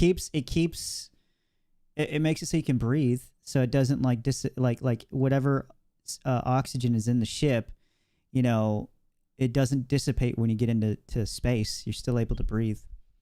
okay. In lore does it do that? I know it does that now. I don't like know. it does in the C2. I don't know. Because I mean, Okay. yeah. Because when you go up in the elevator in the C2 to the cargo deck, there is no protection there. But when you go up to the top deck, it's sealed. It's encapsulated, yeah. Yeah. So it was just a thought. No, it's a good thought, man. No, that's a great thought because I mean, if you think about it, like a lot of ships are going to be like that. Like your MSR, if there is no shield or emitter or something like Everett submitted here, you will need a force greater than the pressure of the ship. He's right. Like you have to have something that stops expulsion of air and objects out in space. Exactly. Because just a reminder to our audience, and who is not a space nerd, in space, things aren't getting sucked out; they're getting pushed out because the pressure is going from the more pressurized area to the least pressurized area, or the objects of air and stuff. It is no pressure. Literally no atmospheric pressure outside, atmospheric pressure inside. So it's all getting pushed out. So that means that when you open, say in your C2, if you open front and back, what happens is everything gets pushed out from center outward. Because all the air is pushing and pulling everything with it. It's like take beads inside of a glass and throw it out. That's what's happening. So this is an interesting concept. So now the conversation moves to, okay, how do we stop that from happening? Well, like I think the Prowlers of Tavaran, right? Yes. Yes. I guess I'll look it up. Yeah, go ahead. There's 2 ships right now that has that technology, Shadow. The Prowler has it, those 10 shields, 3 pieces. I actually do hold in atmosphere. And the Idris has an atmospheric shield in its hangar bay. That makes sense because it opens up to let things out. Yeah. Yeah. So then that means it is Tavaran. You were right, Payne. Awesome. So that means that there's either A, it's going to happen, or B, it's not going to happen. That you can put emitters on your ship, stop them from happening. So that is going to be part of resource management. Perhaps, Probably. yeah. Yep. I would think so. Yeah. Oh, this is a good topic. Really good ideas. I mean, here's the thing: that wouldn't stop people from boarding your ship. So that wouldn't stop people from trying to bring somebody on board your ship. Even if you put one of those on the hatch of a Connie, for example, that would help explosive decompression. But I don't know. That definitely, I could see that being used. Like if you're trying to like defend someone who managed to get on board your C2, and you want to like have an opening where you can get downstairs without being shot, you could somehow time the doors opening, causing that explosive decompression at the right time, causing them to have this huge gust of wind that knocks them on their feet while your team is leaving the elevator. Right? That's a possibility. Yeah. But it would be there's a lot of possibility there. I'll put it that way. They're definitely making it where we are. I don't know. This does feel like Battlefield ship. Battling. It was just a thought that hit me. I was like, wait a minute, Mhm. if I open this thing in space, because I've done it many a time, it's like, wait a minute. How come I don't see vehicles flying out? You know what I'm saying? There's some things there is still artificial gravity in there. So will that gust of wind, that momentary wind, overcome the gravitational field that it's creating? And I would say, unless the item is very, very light, I would say probably not. And for example, the cargo would be attached to the grid, Yeah, so it wouldn't move as long as there's power. right. Vehicles are very heavy, so vehicles generally don't get moved by wind that much, so they probably would be fine. But if you had like a 1/8 SCU box, some weapons laying about, some person that are unconscious, or maybe a person that's just standing up, if there's enough atmosphere to move them, yeah, I can see that. You know what else we forgot to talk about? The rope physics. Yeah. You might be tying stuff down in the C2. Yeah. You got to do that. You got to do that on the ship. I mean, before we go out to sea, there's there's a moment where everybody has to. Usually, we do it maybe like a couple days before, a week before, but we make sure everything is either like bolted down to the ground or tied off, because everything just flies everywhere. I mean, I remember, having all of our. I work in an electric shop, so all of our tools would just be the the tool shelves would just fly right on the ground and hurt people. So Yeah. I mean, when I first started sailing on merchant ships, I was in the steward department, right? And I got caught in a reefer because we were hitting rough seas. Dude, watermelons and shit flying all over the place. Okay. And I'm stuck in there, and I was like, okay, I'm gonna wait it out, Oh my God. It was hilarious, but I was like, what the fuck? Excuse my French. Man. It was scary at first, I think a lot of the gravity and the cargo grid is handling, well, it's going to be handling a lot of that for us. Weapons lockers, armor lockers, I think that's going to handle most of that for us. What I hope the rope physics is for is, aside from rappelling and climbing, which they've already said they intend to use it for, I hope that is parachute physics. I hope it's parachute physics, so that I can eject out of a fighter in atmosphere and not fall to my death. Yeah. We've got 2 comments. I don't box swapper. I don't want my crew stealing my cargo straps. if we were to have to, why don't we have aerospace pallets with lock panels on the walls? Okay. Then Everett, they have shields that will react to the SRV from pulling a ship. So make a shield in reverse inside the cavities of the ship that will blow if somebody breaches your ship that's not damaged. Idea. Yeah, wingsuit and a parachute. Yeah. I mean, if you eject from like your ship, your cockpit is gonna have to either have like a parachute, or it's gonna have to have some sort of capabilities that can withstand a really nasty crash. Well, in Xenothreat, and I was fighting out there and doing whatever, and my ship was disabled, I ejected. But I was in space, okay? Mm-hmm. One time I was in atmosphere and I was protecting Charmy. We were running interference from her being pirated, and my ship was disabled, and I ejected, and I had no parachute, so I fell to my death. And also, when you eject in the future, you're not going to be able to sit down in a seat with armor on. So you're going to have to Right. be in civilian clothes. So it's going to have to be enclosed when you eject. It's going to have to stay enclosed somehow. Mm-hmm. hmm So it's gonna have to be a pod. So you Navy folks that was in the Navy, or merchants of some sort, when Lockswapper said something, why don't we have aerospace pallets with lock panels on the wall? What is that? Well, What is he's talking about pallets that lock to the deck.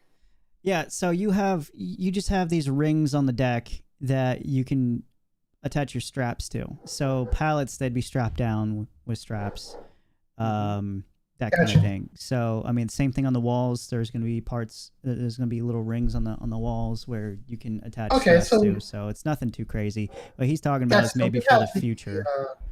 Yeah, well, we kind of have that now then with the cargo grid where it locks into place.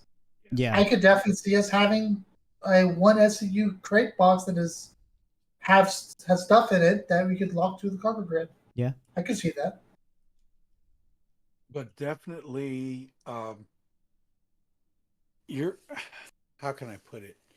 There was aircraft that had a pod, and when they were testing this a long time ago, I don't remember when, but you were flying and say you were going so fast that the ship started to disintegrate around you, and you ejected outside. You ejected, and you were enclosed in a pod that had rockets on the side to blast you away from the frame, and it had an atmosphere in it. So I see that as a possibility, but it has been tested for real. So don't know all the particulars about it. I just want to make sure there's some way of getting onto the ground if you eject in atmosphere. Because right now, like, you have to get out of atmosphere before you can eject in a fighter, and that's just not. I don't think that's intended gameplay. So, No. like Swapper said, I don't know if it's like a one-time use booster rocket that slows you down for a soft impact, or a parachute that you can use when you get down. I think it would be cool to have like a chair parachute not a chair parachute, a chair booster that like lands you on the ground softly, and then you get up out of the seat, right? Yeah. Yeah. That would be cool, because then you would, if you were looking for somebody, you would find the seat, and you'd be like, well, we know where he was or where he started. Well, that's the beacon. That's a beacon that's on the seat. Whenever What's that? all of this will come in the game whenever they figure out drop pods and stuff, escape pods, because they got to get that figured out. But yeah, I think the only reason why you can't eject in atmosphere right now is just because you're gonna die, and they don't have any sort of system for it. Yeah. So. But it is a possibility, because that can be utilized, and when you eject in that pod, a parachute will come out to slow your descent in atmosphere.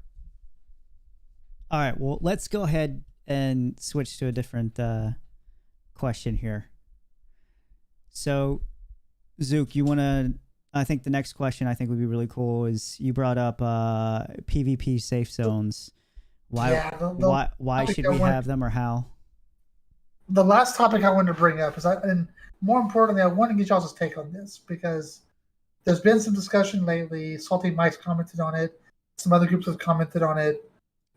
It's over and over again. It keeps coming up. Is essentially, what do we do for new players, or for PvE players that don't want to do PvP in a game like MMO? Now, my personal take on it is, whenever you hit the launch button, you're agreeing to PvP.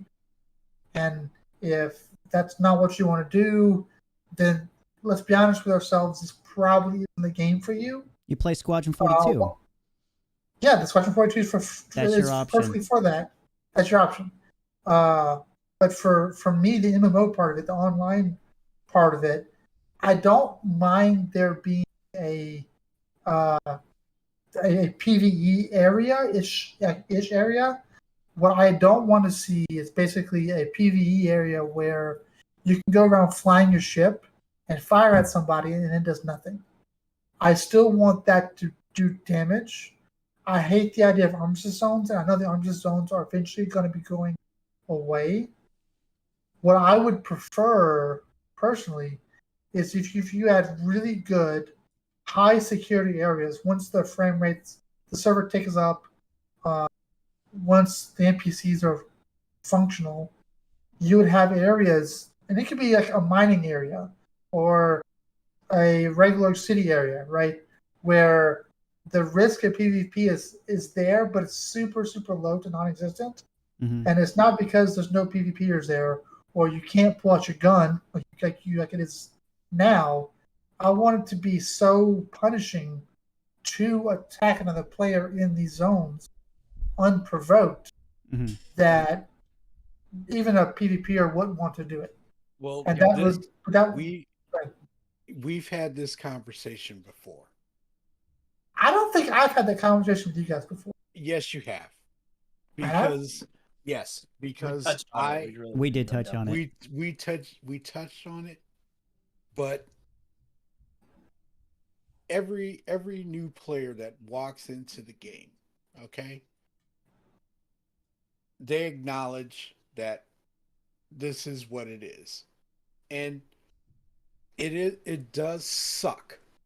It does suck when you take off in your ship. You first get in your ship. You're a starter, right? And here comes somebody who's totally experienced and blows you away as soon as you leave the planet. It sucks. It's happened to me. I imagine it's happened to all of us. Okay?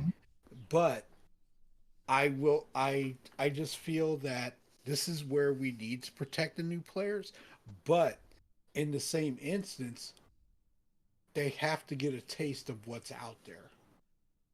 They have to survive. And the only way they're going to experience it is if they encounter it. And like somebody, we talked about this before, somebody who spent $350 got wiped out in an hour and he wanted a refund. But he didn't contact anybody, he didn't get with anybody, he was doing solo. He took it too personally. That's what he did. Yeah, he did. He did. The He video did. game. But I mean, I there's always the give and take. There's always the give and take. Yeah, you want to try something new. You see it out there. You do take the risk when you hit acknowledge. Mm-hmm. It's It's a double-edged sword. It's that. I mean, go ahead, Payne. Damn it. Sorry. No, you're good, man. We're all excited on this. We're all trying to talk about it. It's fine. I wanted to. I might get lengthy with this. Joe, go ahead and finish what you're saying, and when you're done, I'm gonna go. Okay. All right. I'll make mine short then. I mean, I just think Zook is 100% right. You just make it everything a little bit harder on depending on where you're at. So, you know, you could have restrictions with like the jump points. Maybe you can't go through a jump point and have certain there are certain things you got to do, you know, so you got to have the alternative. How hard is it going to be to get back home if I'm trying to do something bad in this system? Okay. Or, you know, you can incentivize the civilian defense force where you could have these patrol missions where maybe you get paid like a passive pay, kind of like you do at Xenothreat, just for being there, where they're gonna tell you patrol in certain areas. So maybe if you get paid enough, maybe the civilian defense force and the military will have a higher presence somewhere, to kind of, get people away, illegal players away from a certain area. Okay. So There's plenty of But- things you could do. But there's this one thing. Okay? When Pyro comes, okay? Players are going to have their option. If they do it like this, I don't know.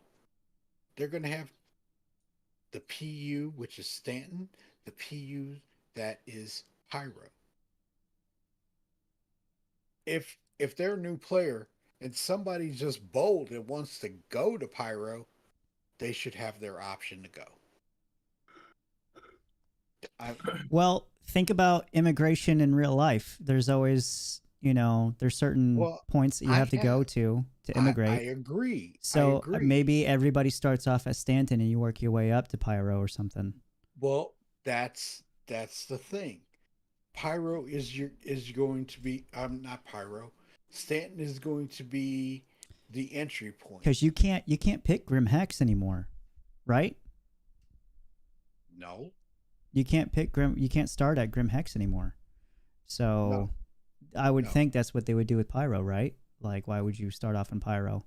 Well, it gives players the option. It gives players the option. Well, you have to also think too, if Squadron Well, 42 I'm just is the intro, or you're legitimately getting off of your military duty, your contract is done. Yeah. They're gonna say they're gonna have you drop you off at Stanton and be like, "Here's your free Yeah. ride to Stanton from wherever you were in Squadron 42. But Now you pay your way if- from here." if they do this in standalone, where they say you have an option, you can go to the lawless system or you can go to a lawful system. It's there. It could happen. So you have a choice, and this is where the new player has a choice. They can go to a hellhole, or they can go to somewhat safe. yeah, I don't think we're So- gonna have the choice, to be honest. So I don't think they should ever give you the choice to initially spawn in Pyro. No, That, maybe that's not a Terra, good idea. maybe Terra and Stanton, maybe the lawful you did- systems. If there's more than one high security area, I could see starting off there. But But- then some people aren't going to like that, man. What doesn't matter. They can There's if things they about don't- other aspects of the game that people aren't if gonna they like. don't like it, I'm then you just can saying. start there and fly to Pyro, right? Nothing's gonna stop you from flying to Pyro. The point that the key thing that I'm was wanting to discuss and get everyone's opinions, and I want to ask a yes or no question to Shadow, and then I want to throw it over to Payne and hear what he has to say. Not Payne, Shadow. Do you think there should be a space?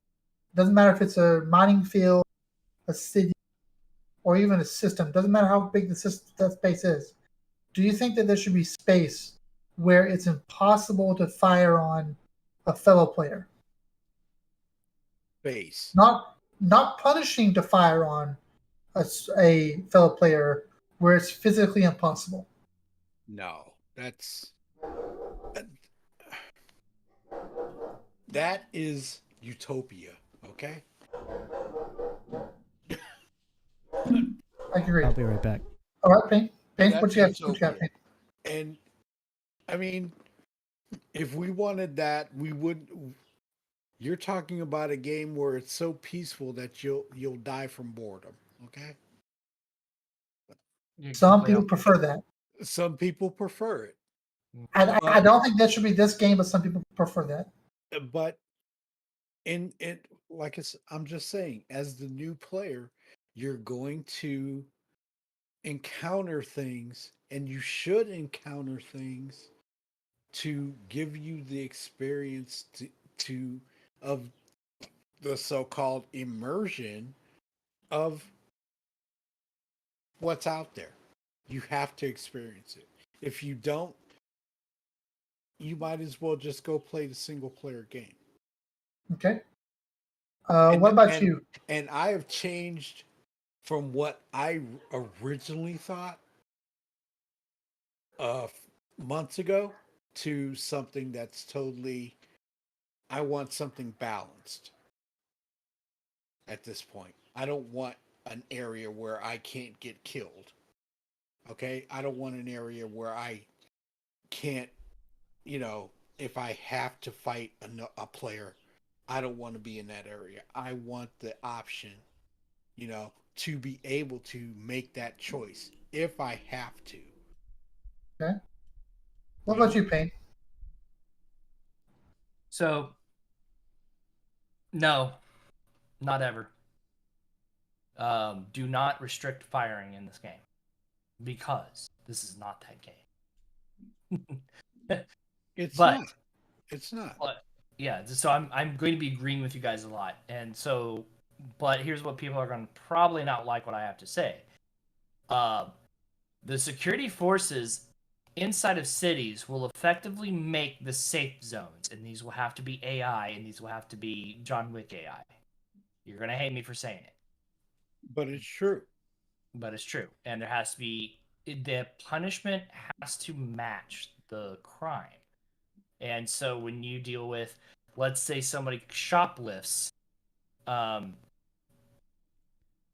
a store, tractor beam, you're done, you're not moving. Drop the item or go to jail. Okay? You're not killed. I walk into a store, I drop a grenade. Civilian Defense Forces or whatever, security pops down with a automated turret and just blasts me. I don't have a chance. Players have to think about that. If you're a pirate or you're a guy who's trying to take over a city and you have turrets you have to worry about, you have AI players that are effectively John Wick level killers, you have got to think about how you're going to do that. And it's going to deter almost everybody. There will be one brazen person once in a while, but this is a space sim. I want you to think about reality a little bit because that's how it's thought about. Crime happens in reality. Crime happens in game. What stops a person from stealing? Generally speaking, a police force nearby or security force. Same thing in the game. You're forgetting survival aspects of the game too. Is it worth, is it from a survival standpoint? Is it depending on where you are, what system you are, how far away you are from base, that kind of thing? Is it worth, in a survival aspect, what you want to do? Is it worth it? So it's not just, from a security standpoint too. Well, I'm talking about major cities and a person deciding to be a criminal in the major city. Okay. So, yeah, I haven't gotten we haven't even touched base on that. So to kind of segue into that, if you're attacking a small outpost, that's a hell of a lot different from attacking a city like Hurston or Orison. There's going to be varying security levels. So a small town on the outskirts of Hurston is not going to have the security detail that the Hurston lobby is going to have. So your only real safe zones, quote unquote, are going to be in the big cities around security forces. But or an extremely big system that's mostly empty. And these you're going to have to, yeah, exactly. So if you go into Pyro, for example, Pyro is the pirate heaven. You're just saying, yeah, come steal my shit, please. So I think a good system they could input, aside from, I think we all agree that we want NPC creating the quote-unquote safe zones that would be very punishing for players to do PvP in those areas. I don't want crime to be gone in those areas. I just want it to be very, very risky. For example, you have to hack something to take down communication nodes similar to satellite systems now that would disable the security defenses or the automated defenses kind of thing. Or if, let's say, the UEE has a very rich, that has a mining claim on Microtech where it's very rich in a particular type of material that they need a lot of. A new player could get a prospector or a rock, go out there and mine all this stuff for them, and that since the UEE owns it, you have to turn the materials in to the UEE for very little money, but the UEE would be providing you the security. I could almost every profession in the game, I could think of something very, very similar to that. A predefined flight route between two cities that are really close that are transferring cargo.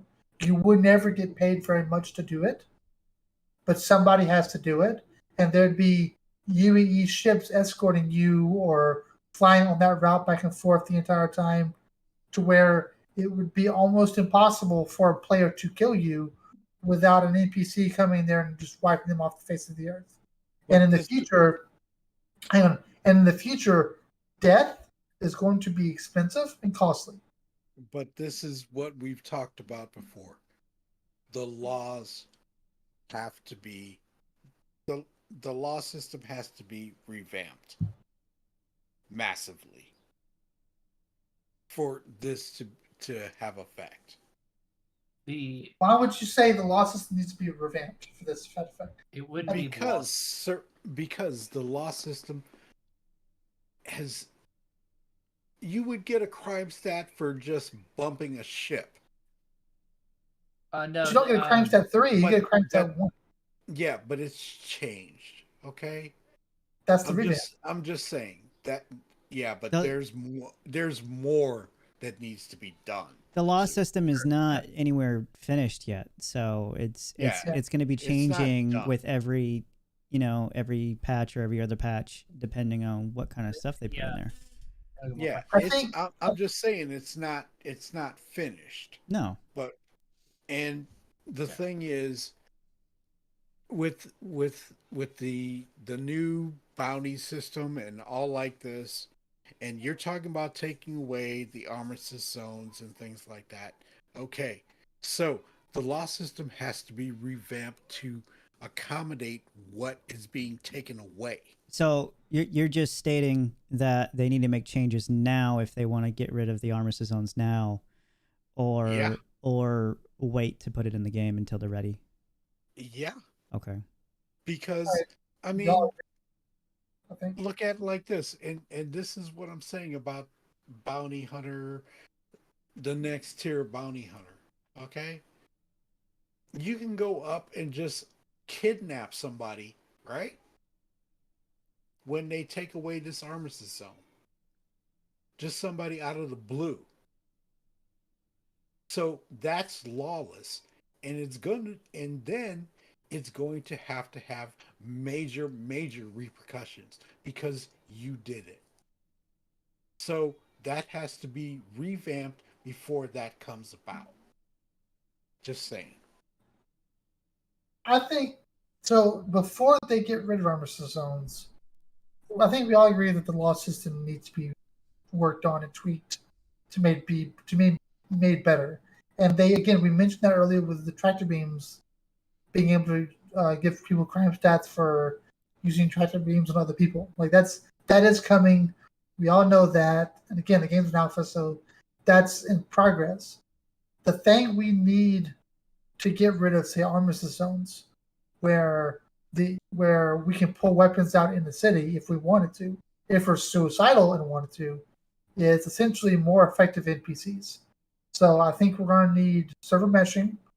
We may need dynamic server meshing before that even that comes about. Yeah. Because we're going to need a more consistent server tick rate and NPCs that don't act like stupid idiots. Yeah.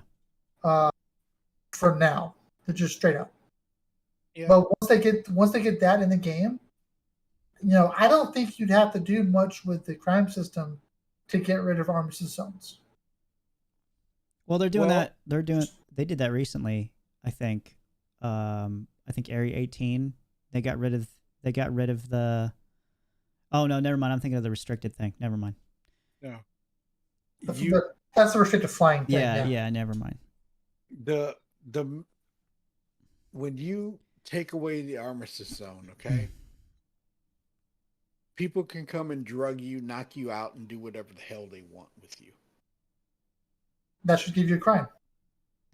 And that needs to be implemented before that happens. Because they took away something that could be used as a tool to help another person because people were going around zapping people for no reason just because they thought it was fun.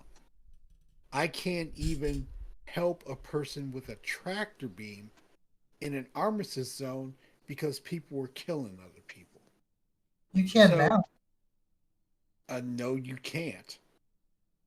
You can. If the only way you can use a tractor beam if somebody's incapacitated, but they're unconscious. But in an armistice zone, I can't even pull out a tractor beam. You can. No, I can't. Not in the So- city. So yeah, in the city you can. The trick to that right now is It's if a you have a- trick. It's no, a it's trick. not a trick. Hang on, Shadow. I'm just saying, is it a trick or has it been implemented? It's been implemented, but there's a trick that they use to prevent you to doing that. And let me explain. It'll make sense more once I explain. If you have a tractor beam on one hip and a medical device on the other, you can't pull out either. If you put away the medical device, you can pull out the tractor beam. If you have a medical device on your hip, they prevent you from being able to pull out any utility device because it may cycle to the medical device without it being blocked. So if you take the medical device off your hip, you can bring out the tractor beam. So, And also, you can use a med pen on someone else in an armistice zone, but they a have to med- be incapacitated. yes, a med pen. But what I'm Yes. saying, all I'm trying to get to the point is that Yeah, sorry. because certain things were stopped because of what people had done, you know, and that's why, And rightly so. and they put that in there. Now, I went to go. I was incapacitated. Okay, somebody couldn't help me because they couldn't pull out their med gun. I'm just saying, certain things were obliterated and ruined because people did stupid crap. It's not going to stay No, like that. He's there. It's- Yeah. Here's the thing. It's not going to stay like that. I get No. it, but The- yeah, when this topic comes up to be game, if you randomly drug somebody, they're going to have the opportunity to give you a crime stat. If they give you a crime stat, that security at that station will want to kill them. well, it's not there yet. But I'm just saying. No just one's saying. saying it's there yet, Shadow. I promise. I know. We agree with you. I'm just saying it's not there. But this is the point I'm trying to make is things were halted to help people because of other things where people were going around zapping people, Mm-hmm. you know. And then King, for a matter of fact, a player that we had in our party came and zapped him because he thought it was freaking fun. And King was pissed, and I don't blame him. And he told him, "You do it again, I'm going to shoot you." Plain and simple as that. And I mean, you know, I just wish people would have common sense on what tools are used for. That's it. Maybe I'm asking too freaking much. But It's a that's just sandbox me. game where you can do whatever you want, so you're gonna have that Yeah. no matter what. It's up to CIG to fix these issues. So Yeah. they haven't fixed it yet. So Yeah. they're working on the answer right now. So I'm just saying that's I'm just putting it out there, just letting you guys know how I feel about it, and hopefully things change and it comes to fruition. That's it. I agree. Like, I mean, ultimately, the end goal that I was referring to, and I was trying to get this conversation to be, and I apologize if I wasn't clear. That's on me. The goal was I was want to talk about what we wanted to see as the end goal, what our imagination for launching, the final version 1.0, right? Personally, I'd want to see NPCs and automated systems defending the safe zones. I don't want it impossible to I don't want it impossible to pull out weapons, medical guns, and tractor beams. I just want there to be a proper punishment and a response if you do, and that will, as Payne said earlier, will stop most of it. If you make the rewards very costly to achieve, the punishment's very drastic, right?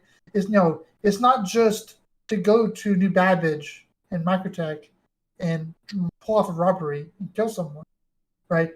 Not only are you risking being killed, which will be very costly and for the death of a spaceman, you're also risking going to prison for a long time as well. So, like, not just your gameplay ends there. Your crew that gets out will be going back to Pyro, and you'll have to find your own way back to Pyro whenever you get out of prison, which will be a long time.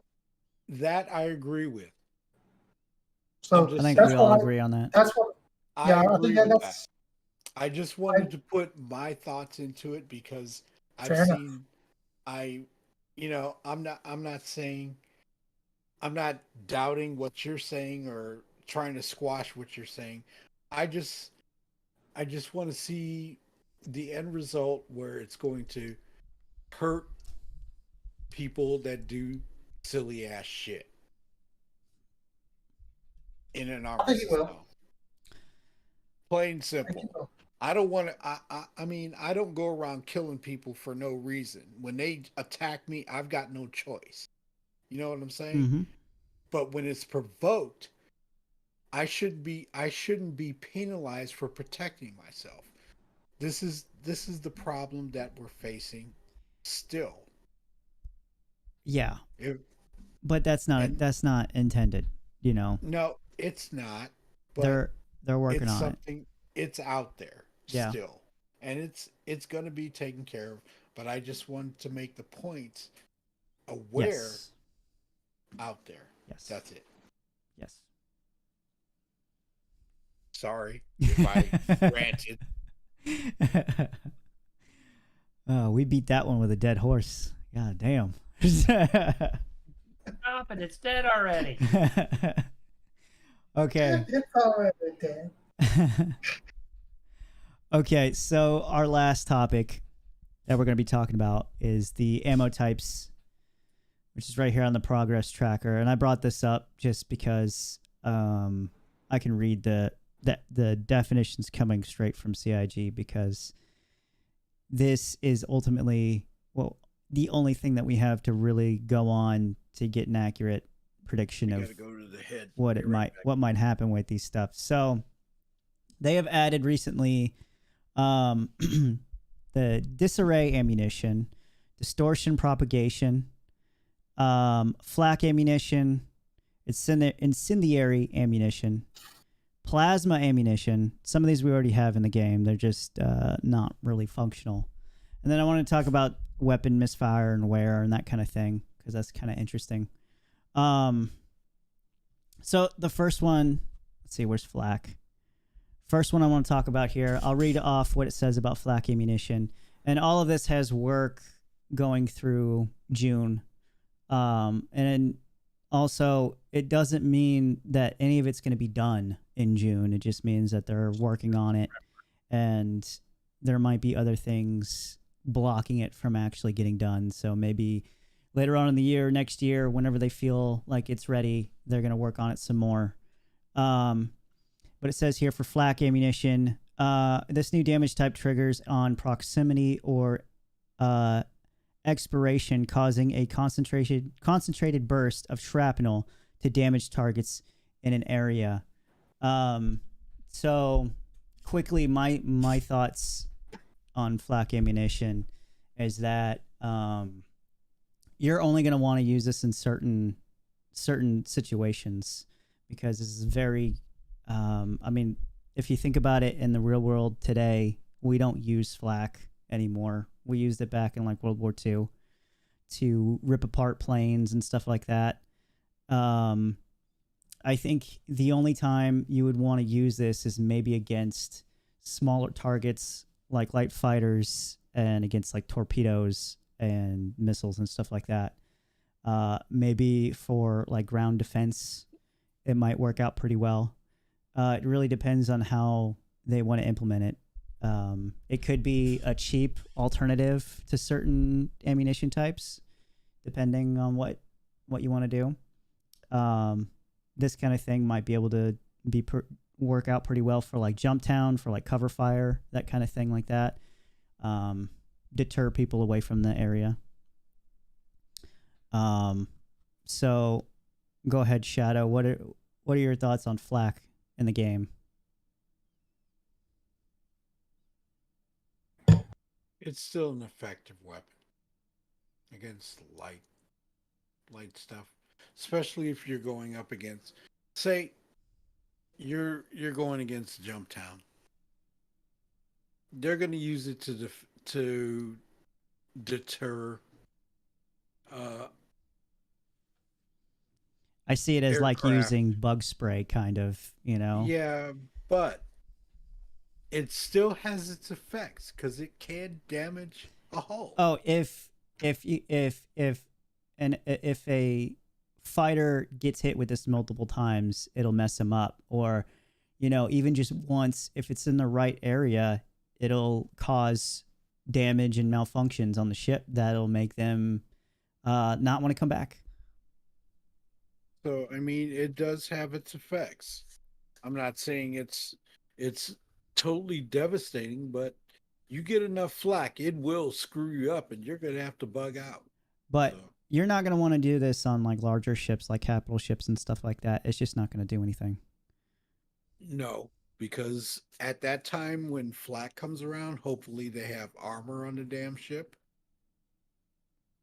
which I'm still not happy with ballistics just going through shields and ripping through a hull without armor.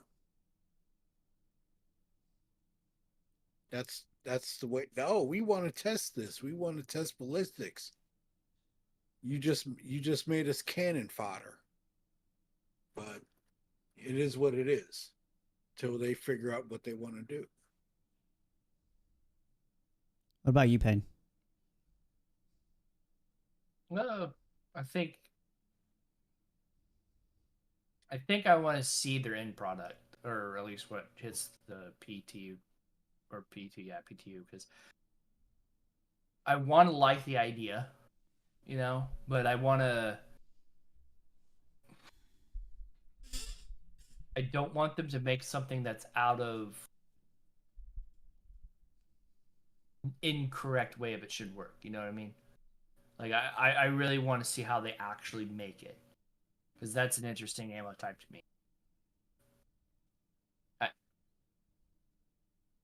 I'm concerned that it won't work right at the end of the day. Okay. What about you, Zoop? We already have that ammo type in the game, actually. Flak? Yes. Yeah, the C788, the default nose cannon for the Harbinger, is a flak cannon. Oh, is it? Yeah. No, I didn't know that. Yep. It is there. Yes. It's already in the game. The concept's already in the game. But just the damage it doesn't- creates is not. Well, it doesn't do that much damage to hull. What it's intended to do, really, is to damage internal modules. So it takes a big explosion that doesn't do a lot of damage, but sends off little small pieces of shrapnel out that does a lot of impact damage on smaller, less healthy items, with a lot of like penetration damage, right? I think since it's being built up like this on your sheet, it sounds to me like they're doing personnel weapons, like handheld weapons that are doing something similar. If it's a personal handheld, it's a really No, really small this ship. is this is specifically for ships, not handheld weapons. They didn't say anything about ground or anything like that. This is all for ships. Okay, all for ships then. Okay, I misunderstood then. Thank you. Then what sounds like to me is they're trying to balance it. They're trying to make different varieties of each one. They're probably trying to build it out and get a full library of each type of weapon, and then balance it and have the effects work the way they want it to work in game. I know last year or the year before, they used to have, different type of weapon types with different effects, with different weapons cooldown and such and overheating for shippable weapons. Yeah. And because they were having issues developing the game with that in place, they nuked it all. They made all laser repeaters act the same, all laser cannons act the same, all ballistic repeaters act the same, and so on. This is then they said they had to go back through and redo them, recustomize them, specialize them. This looks like they're keeping their word. They're going back through and saying, now that we got the core ship part of it done, I assume, at least in the Squadron 42 side of it, they're going back through and making the variety of weapons and customizing them. I do notice that this is tagged for Star Citizen. Yes. And not Squadron 42. Yep. Which tells me that's probably already in Squadron 42. They're probably just piping it in from Squadron into Star Citizen, which is probably why it only set for 4 weeks each, right? So maybe we'll be seeing this sooner than we thought. But I think that's cool. I think that I would like to see ships with flight cannons. That would return the variety of what that would return to if you played back in 314 and 315 or 313. There was a lot of variety to a way you could approach a fight, and that variety was lost. It'll be nice to see that return. Yeah, I remember that. So, moving on, we have incendiary ammo, and it's kind of self-explanatory. I believe we have this in game too. Or no, we don't. Do we? I don't think I've been incendiary. New ballistic projectile that burns on impact, causing the target to take damage over time and potentially causing items in the environment to catch fire. Okay, that's why they stopped incendiary rounds. White phosphorus. That's white phosphorus, and I love that idea. It's been outlawed. You're not Good supposed to. Video game, right? I'm sorry. Good thing we'll play a video game, right? Yeah. I'm just saying it's been outlawed in the real world because of what it does. I'm pretty sure we use that. Shit. We all use incendiary rounds, but it's supposed to be every other round. If you use nothing but incendiary rounds, it'll melt a weapon barrel in a heartbeat. That's interesting. So incendiary rounds, when they hit a person, they do burn, and they continue to burn because they're using phosphorus. And yeah, it does. Go ahead, I think they did ban those rounds.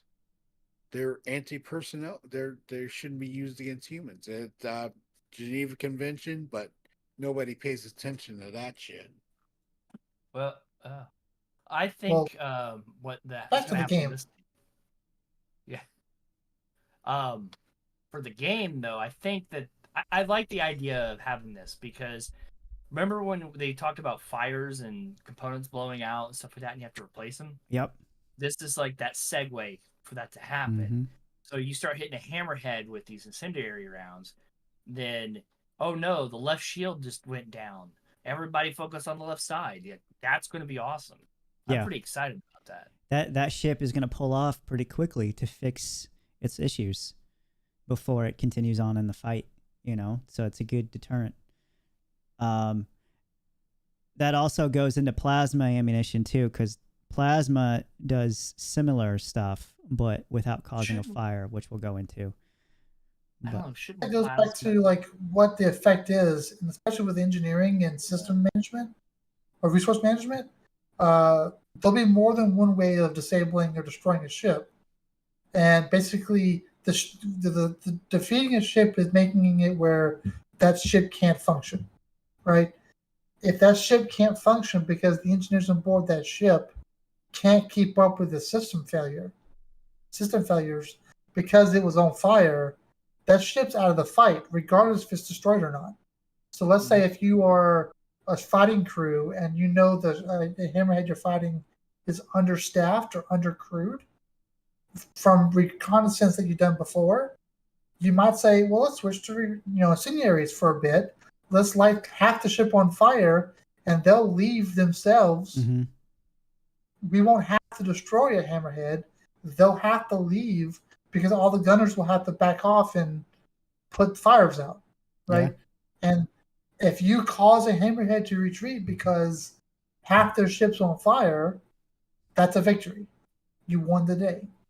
Absolutely. And I think a lot of these weapon types play into, and that's what I was saying earlier about the systems, the ship systems being in place. That's the resource management. If there's fire, it goes through oxygen, and if there's not much oxygen, all of a sudden you're gonna have a hard time breathing on board your ship. Yeah. Well, to be fair and to be white phosphorus weapon ballistics going into a ship's hull, it's got to be pretty damn hot to start melting through. I think white phosphorus or phosphorus has a heat point of 200 Celsius. I don't remember. It's been years. Have to be. I have to look that up. That's not going to matter in the game, though. That's It's that's not the matter. thing. It doesn't. No, It doesn't. It's not. It's not. We're not firing white phosphorus. We're firing incendiary rounds and Star Citizen. Now, I think you're right. I understand that. I think you're right. I don't think there will be much hull penetration with white phosphorus rounds. You may have to get a better shot, say through some glass, through a lighter section of the hull with little armor, to be able to get fire into the ship. But if that's something you can do, that's an option. Then that's an option. Or at the very minimum, you're heating the hull up, which is heating up the ship. I mean, even if you start a fire on the hull, which it would, right? Yeah, I mean, What happens if you blast the turret with fire and all of a sudden the turret's too hot? yeah, what I'm saying, what I was thinking was in the game. Sorry if I wasn't clear. Sorry, my apologies. Go ahead. I don't remember. I don't remember the flashpoint of phosphorus, but incendiary rounds are phosphorus. So No, but majority of them. yeah, majority of them, yes. I just don't remember the flashpoint of it. All right. Time to go to Wikipedia. Well, that kind of goes into plasma here because they're both kind of do the same thing in different ways. The incendiary, they're supposed to catch components on fire and stuff like that, heat things up. Plasma, it says, further work on this damage type will cause damage over time to actors, vehicles, and ships. Larger weapons on this type will also leave behind a hazard, causing further damage to anything in close proximity to it. This will fulfill the original vision we had for the plasma weapons we already have in game, and those we have planned for the future.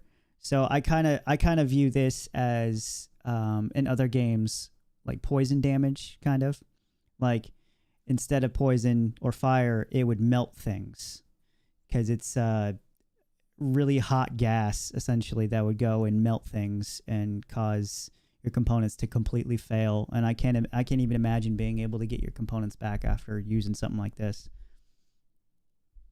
Yeah, I think we can melt Thing. it. Those It would be good interesting to skills. see what kind of an effect that he would have.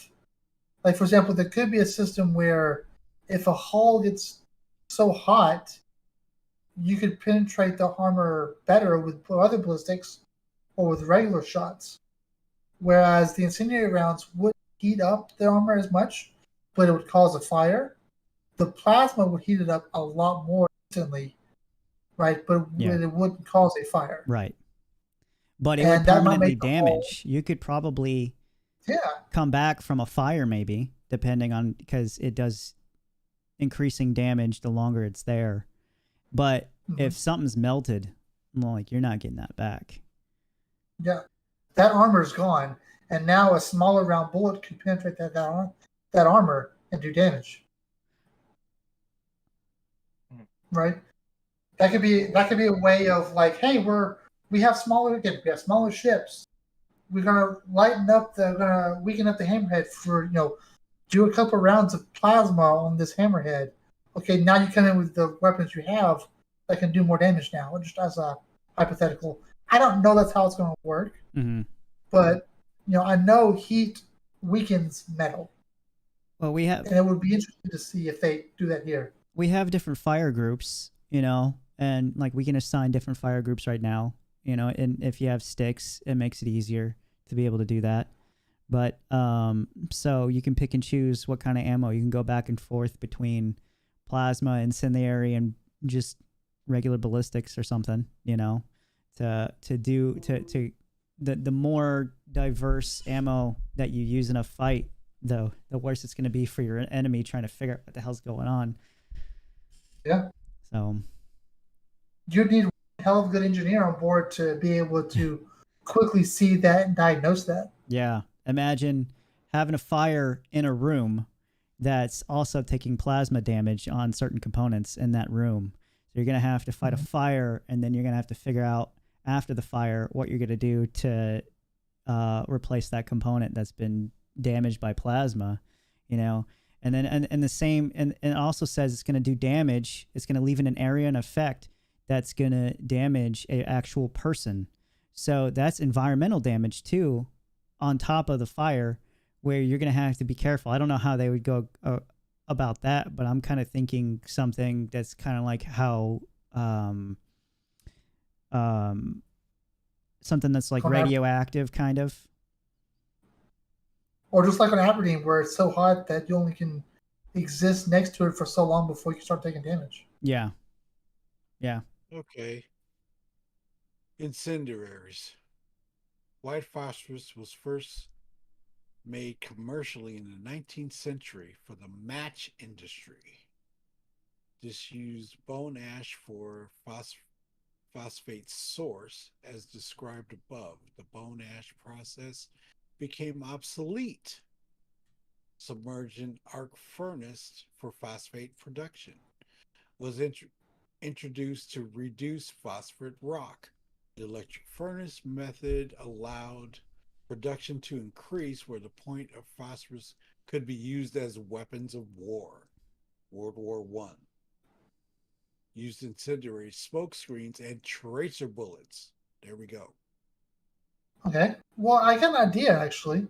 Yeah, As I just brought it up because we were talking about incendiaries Oh, you're fine. in the game. And So I was thinking as more of a tactical idea of like how that would affect gameplay.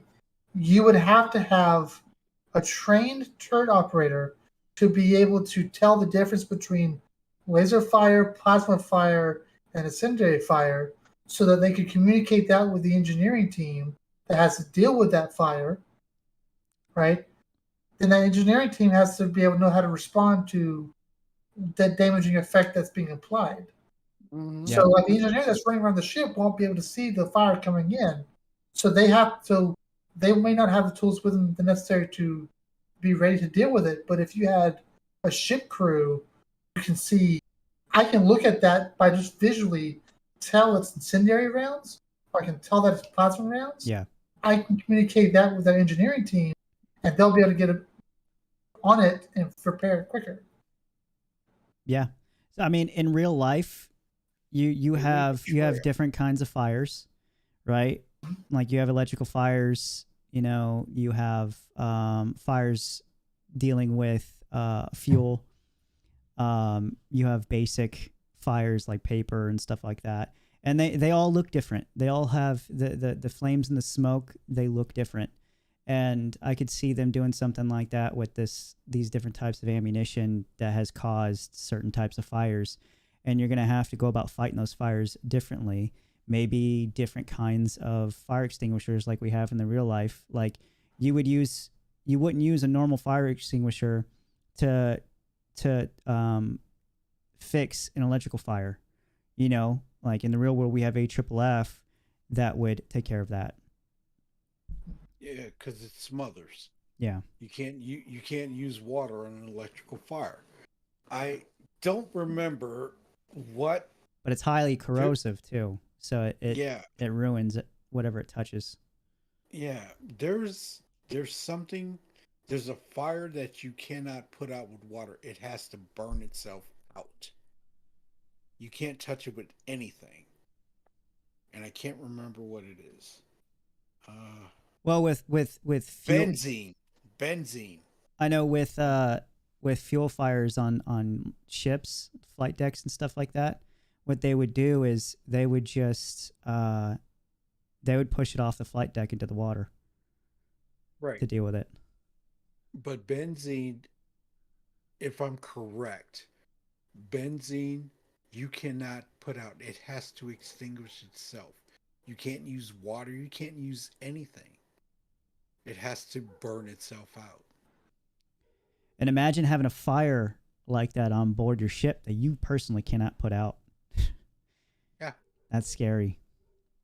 You'd always be able to vent the oxygen, or vent the atmosphere. There's that, yeah. But there could be situations where that's not a possibility.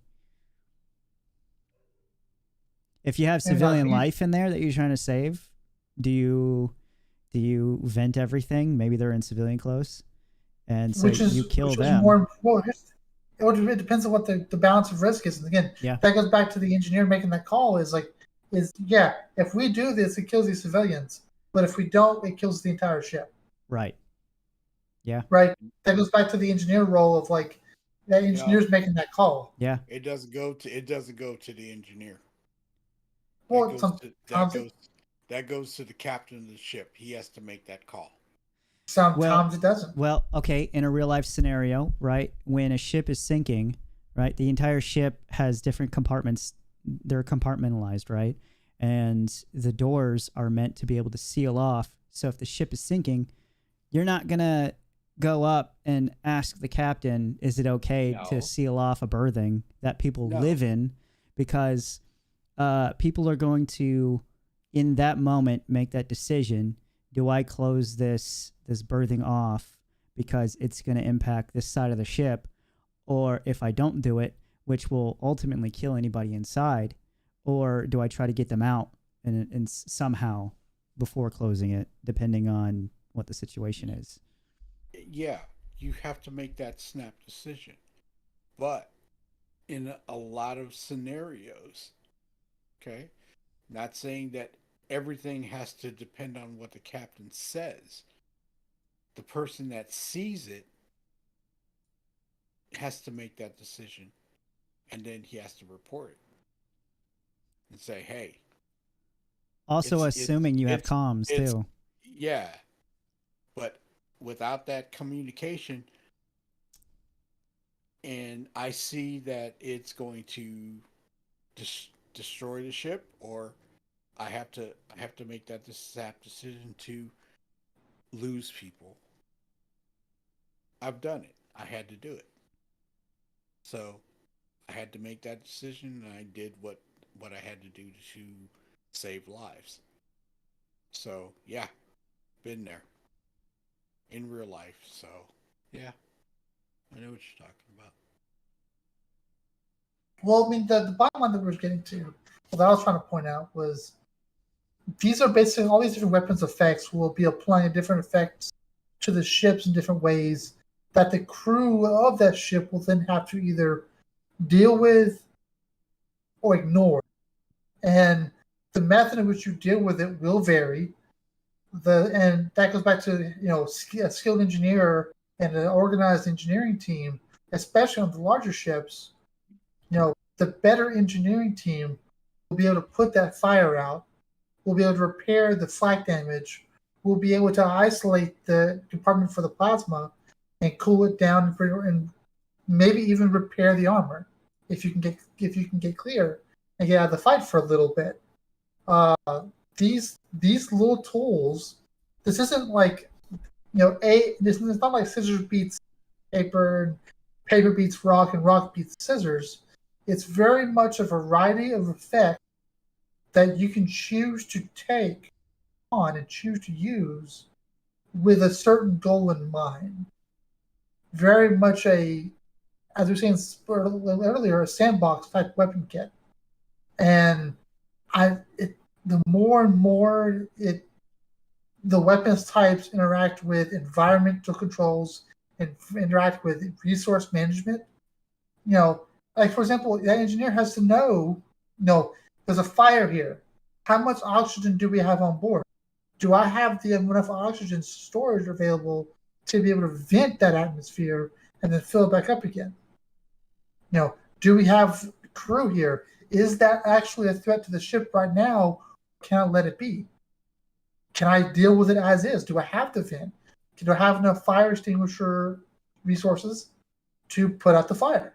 I mean, there's at least 4 different inputs there that in that one moment that engineer will have to then think about and decide on how to act. And that's absolutely fascinating to me. It is a very, very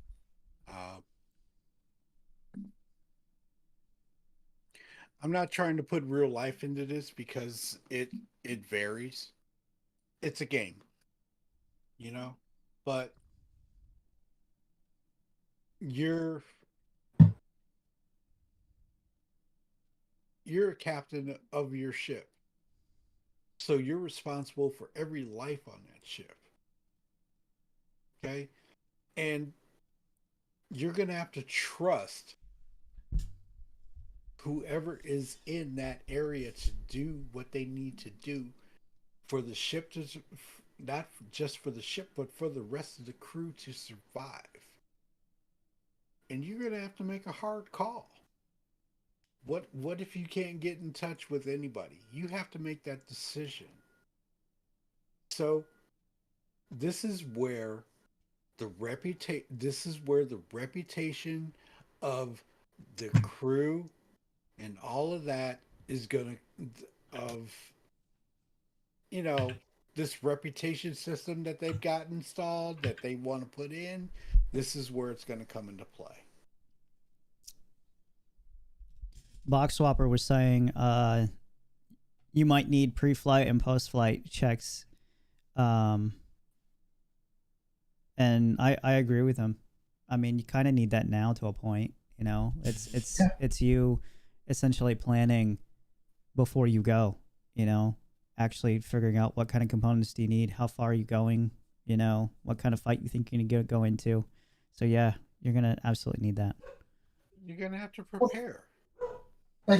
I would, and that's why I like Box Hopper, because he's part of our group. I'm like, if he has to make sure we have oxygen supplies, is our oxygen full? Is our extinguishing supplies full? Is everything working properly? Like, I would love to say, hey, Box Hopper, here's our Hammerhead, or here's my Perseus. Give me, you and one of our new guys do pre-flight checks for 30 minutes while we get that crew and get them up to speed about what we're trying to do. And I'll, with being the ability to trust Swapper going into a fight, knowing my ship is at its maximum capability, because I know it has the supplies, I know it has the ammunition, I know it's ready to go for the task at hand. And a ship that is well supplied with a skilled engineering crew versus a ship that is not well supplied, doesn't even have an engineering crew, it's almost going to be a laughing matter. Like, it won't even be a matter of skill, it'd be a matter of preparation. Like, one ship with a better crew and a better preparation will win over a higher skill or maybe a more accurate gunner platform ship, because they'll be able to take maybe half the damage before that ship's no longer functional. It's no longer flight ready and combat ready. We see that kind of now. I mean, I see all the time.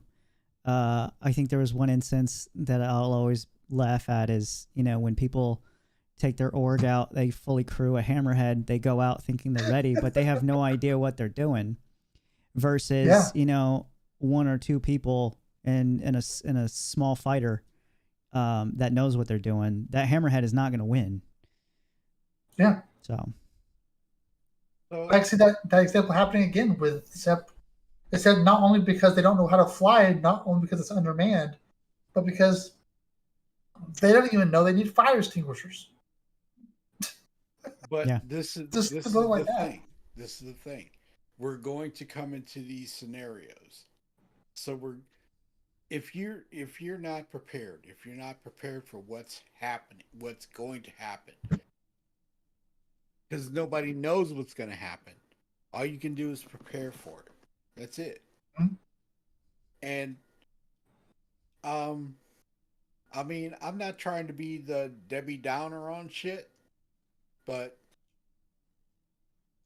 things are going to happen, and you're going to have to depend on a crew member to make that decision. If they can't get in touch with you, what if you're dead? They're going to have to make that decision. So this is where I don't like this reputation type of thing, but it's a total skill that people have to learn. And this is where multiplayer is going to come into heavy play. Heavy. So that's all I got on that. all right. Next, we have disarray ammunition. And this one says, this is a new charged ballistic projectile that emits electromagnetic pulses, helping to not only damage the target, but also to disrupt power systems. And this is going to be, this is one of those things we're going to have to wait and see what kind of disruption it's going to do, because you could think of like EMPs today and how that kind of disrupts things. We'll see kind of what detail this will have, because I'm not entirely sure. I just think of EMPs. I have no idea. But the cool thing about this, I mean, EMPs, they only affect electrical components. This is also going to do ballistic damage as well on top of that. So, yeah. My best guess is ballistic damage that, once touched, it provides some level of electrical current that maybe if you're walking down a hallway that got hit with electrical, it might daze you for a second, or buzz you for a second. I don't know. Or maybe it just causes more permanent electrical damage to modules as opposed to EMP damage to modules. Yeah. That's something we'll have to see. It damages health with electricity, and not, I don't know, the how much EMP damage they can take before they shut down. Like EMP, these systems don't die; they just overtake a certain amount of overcharge, and then they shut themselves down to protect themselves. Is my understanding. This may just damage the component where it can't function anymore, period. Yeah, and imagine just a complete barrage of unending disarray ammo coming at your ship. It's not like an EMP where you fire it once and it does its thing for a certain amount of time. This could be repeated over and over and over again from a distance. That's, you could do this from a longer range than EMP bursts from a ship. Potentially, it won't be as good as shutting down all systems, but it could be better at shutting down a particular system that you're hitting. targeting if you're certain systems. Yeah. good enough to, if you're good enough to target a certain system. Yeah. Anybody else have anything to say about that? Mike. Not really. It's kind of what I said earlier. I'm still kind of want to wait and see for most all these. Okay. Fair enough. And the last thing we'll talk about says distortion propagation. Further work on this damage type to allow correct propagation into systems. This makes the location of impact much more important, as powered items closer to the impact will begin to suffer more severely. This will fulfill the original vision we had for the distortion weapons we already have in game and those we have planned for the future. So I think in the past you were able to target like coolers and power plants, but this you can kind of target pretty much anything else, and whatever you shoot, anything in that area, it'll start to, I guess, drain that component down slowly. That's kind of how I see it.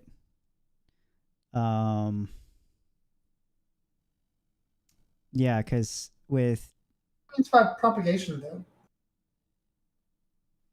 Read it over again? Yeah, what do you mean by propagation? Like if you... It's if just you a rework of the one- system. So it's just distributing the different damage types. It's the system of distributing the different ammo types into the game and how it affects things. I think what he's asking is distortion propagation. What does it mean? So What do they mean? yeah, what they mean is when you hit this hole with that, it should propagate into the next system in its path. So when it hits a hole and it passes through the hole, in the next, let's say this, you shoot the engines with it, right? It should propagate. It should move into the engines, causing damage. Well, it says this makes the location of impact much more important, as powered items closer to the impact will begin to suffer more severely. That's its main takeaway from it. Right. Well, yeah. So, like, you start shooting the engines are going to start taking more and more damage over time. It sounds like dot damage to me. Dot damage, but concentrated, as opposed to plasma, where plasma would be area of effect.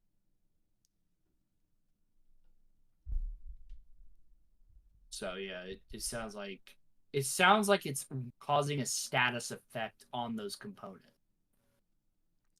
Because right now, all we have is essentially like a health bar that gets drained. No, Yeah.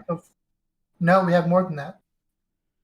But We have a health bar. We have a health bar of the component itself, and then we have essentially like an EM health bar.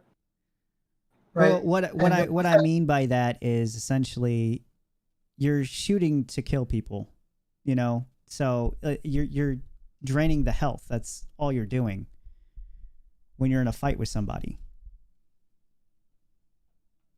You're not turning stuff off yet. No, You're not. it's not Yes, you affecting can. anything. Yes, you are.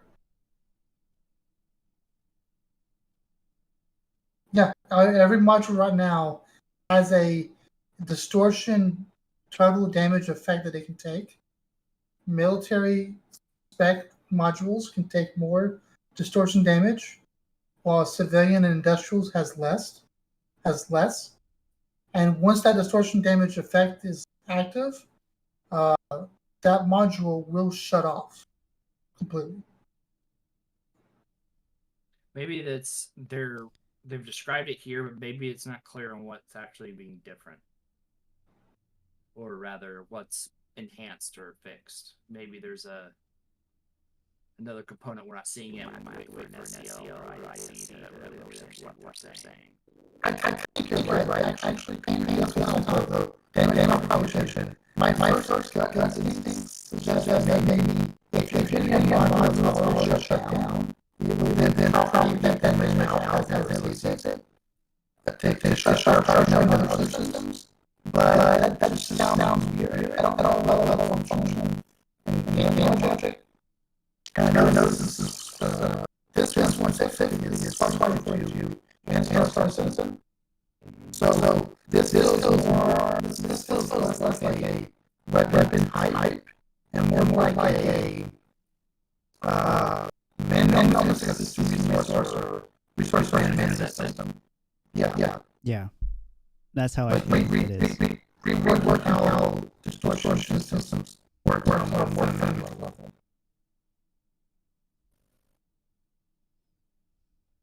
This isn't them making the animal.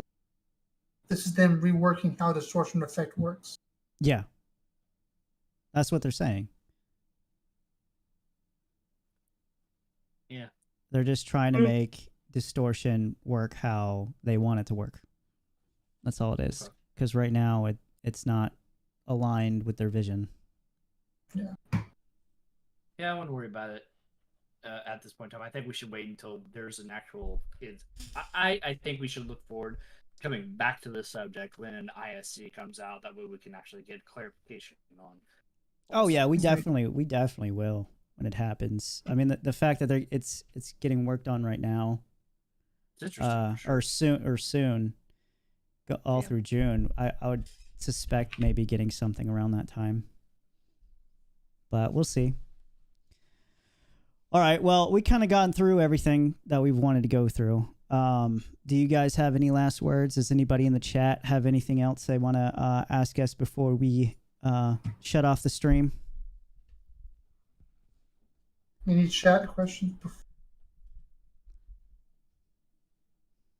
Okay. When do we Yes. think 319 will hit? We actually have an answer for that. Fleet Week. Yeah. They Whatever. CIG came out and said that 319 is going to be the Invictus patch week or patch. So there's the question to that. They said second half of May. Yeah, I think they'll hit it. I think they'll hit 319 on target. But it's not a patch like 318.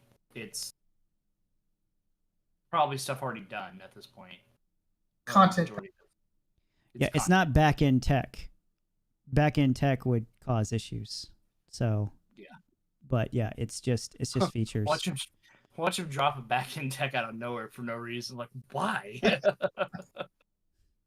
I don't think People complain about it being a 318 patch. We're like, fine. You want bugs? You got your bugs.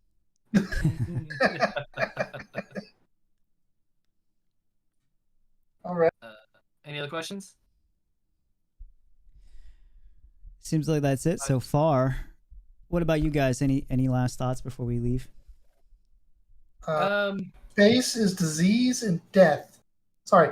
Space is disease and danger wrapped in darkness and silence. Keep your engineer. All right. let's No get Aurora Around. jokes, huh? Okay.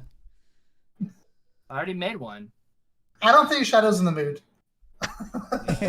I'll spare her this time. No, I'm fine. He's my Northern Lights. I just don't want everybody to get their expectations too high. We just need to stay grounded and when 319 drops, I hope they drop it before, like maybe 3 or 4 days or at least a week before Invictus hits. Cool. I agree with you. All right. Well said. Yeah, well said, man. I want a sandwich. I'm hungry. That's my final thought.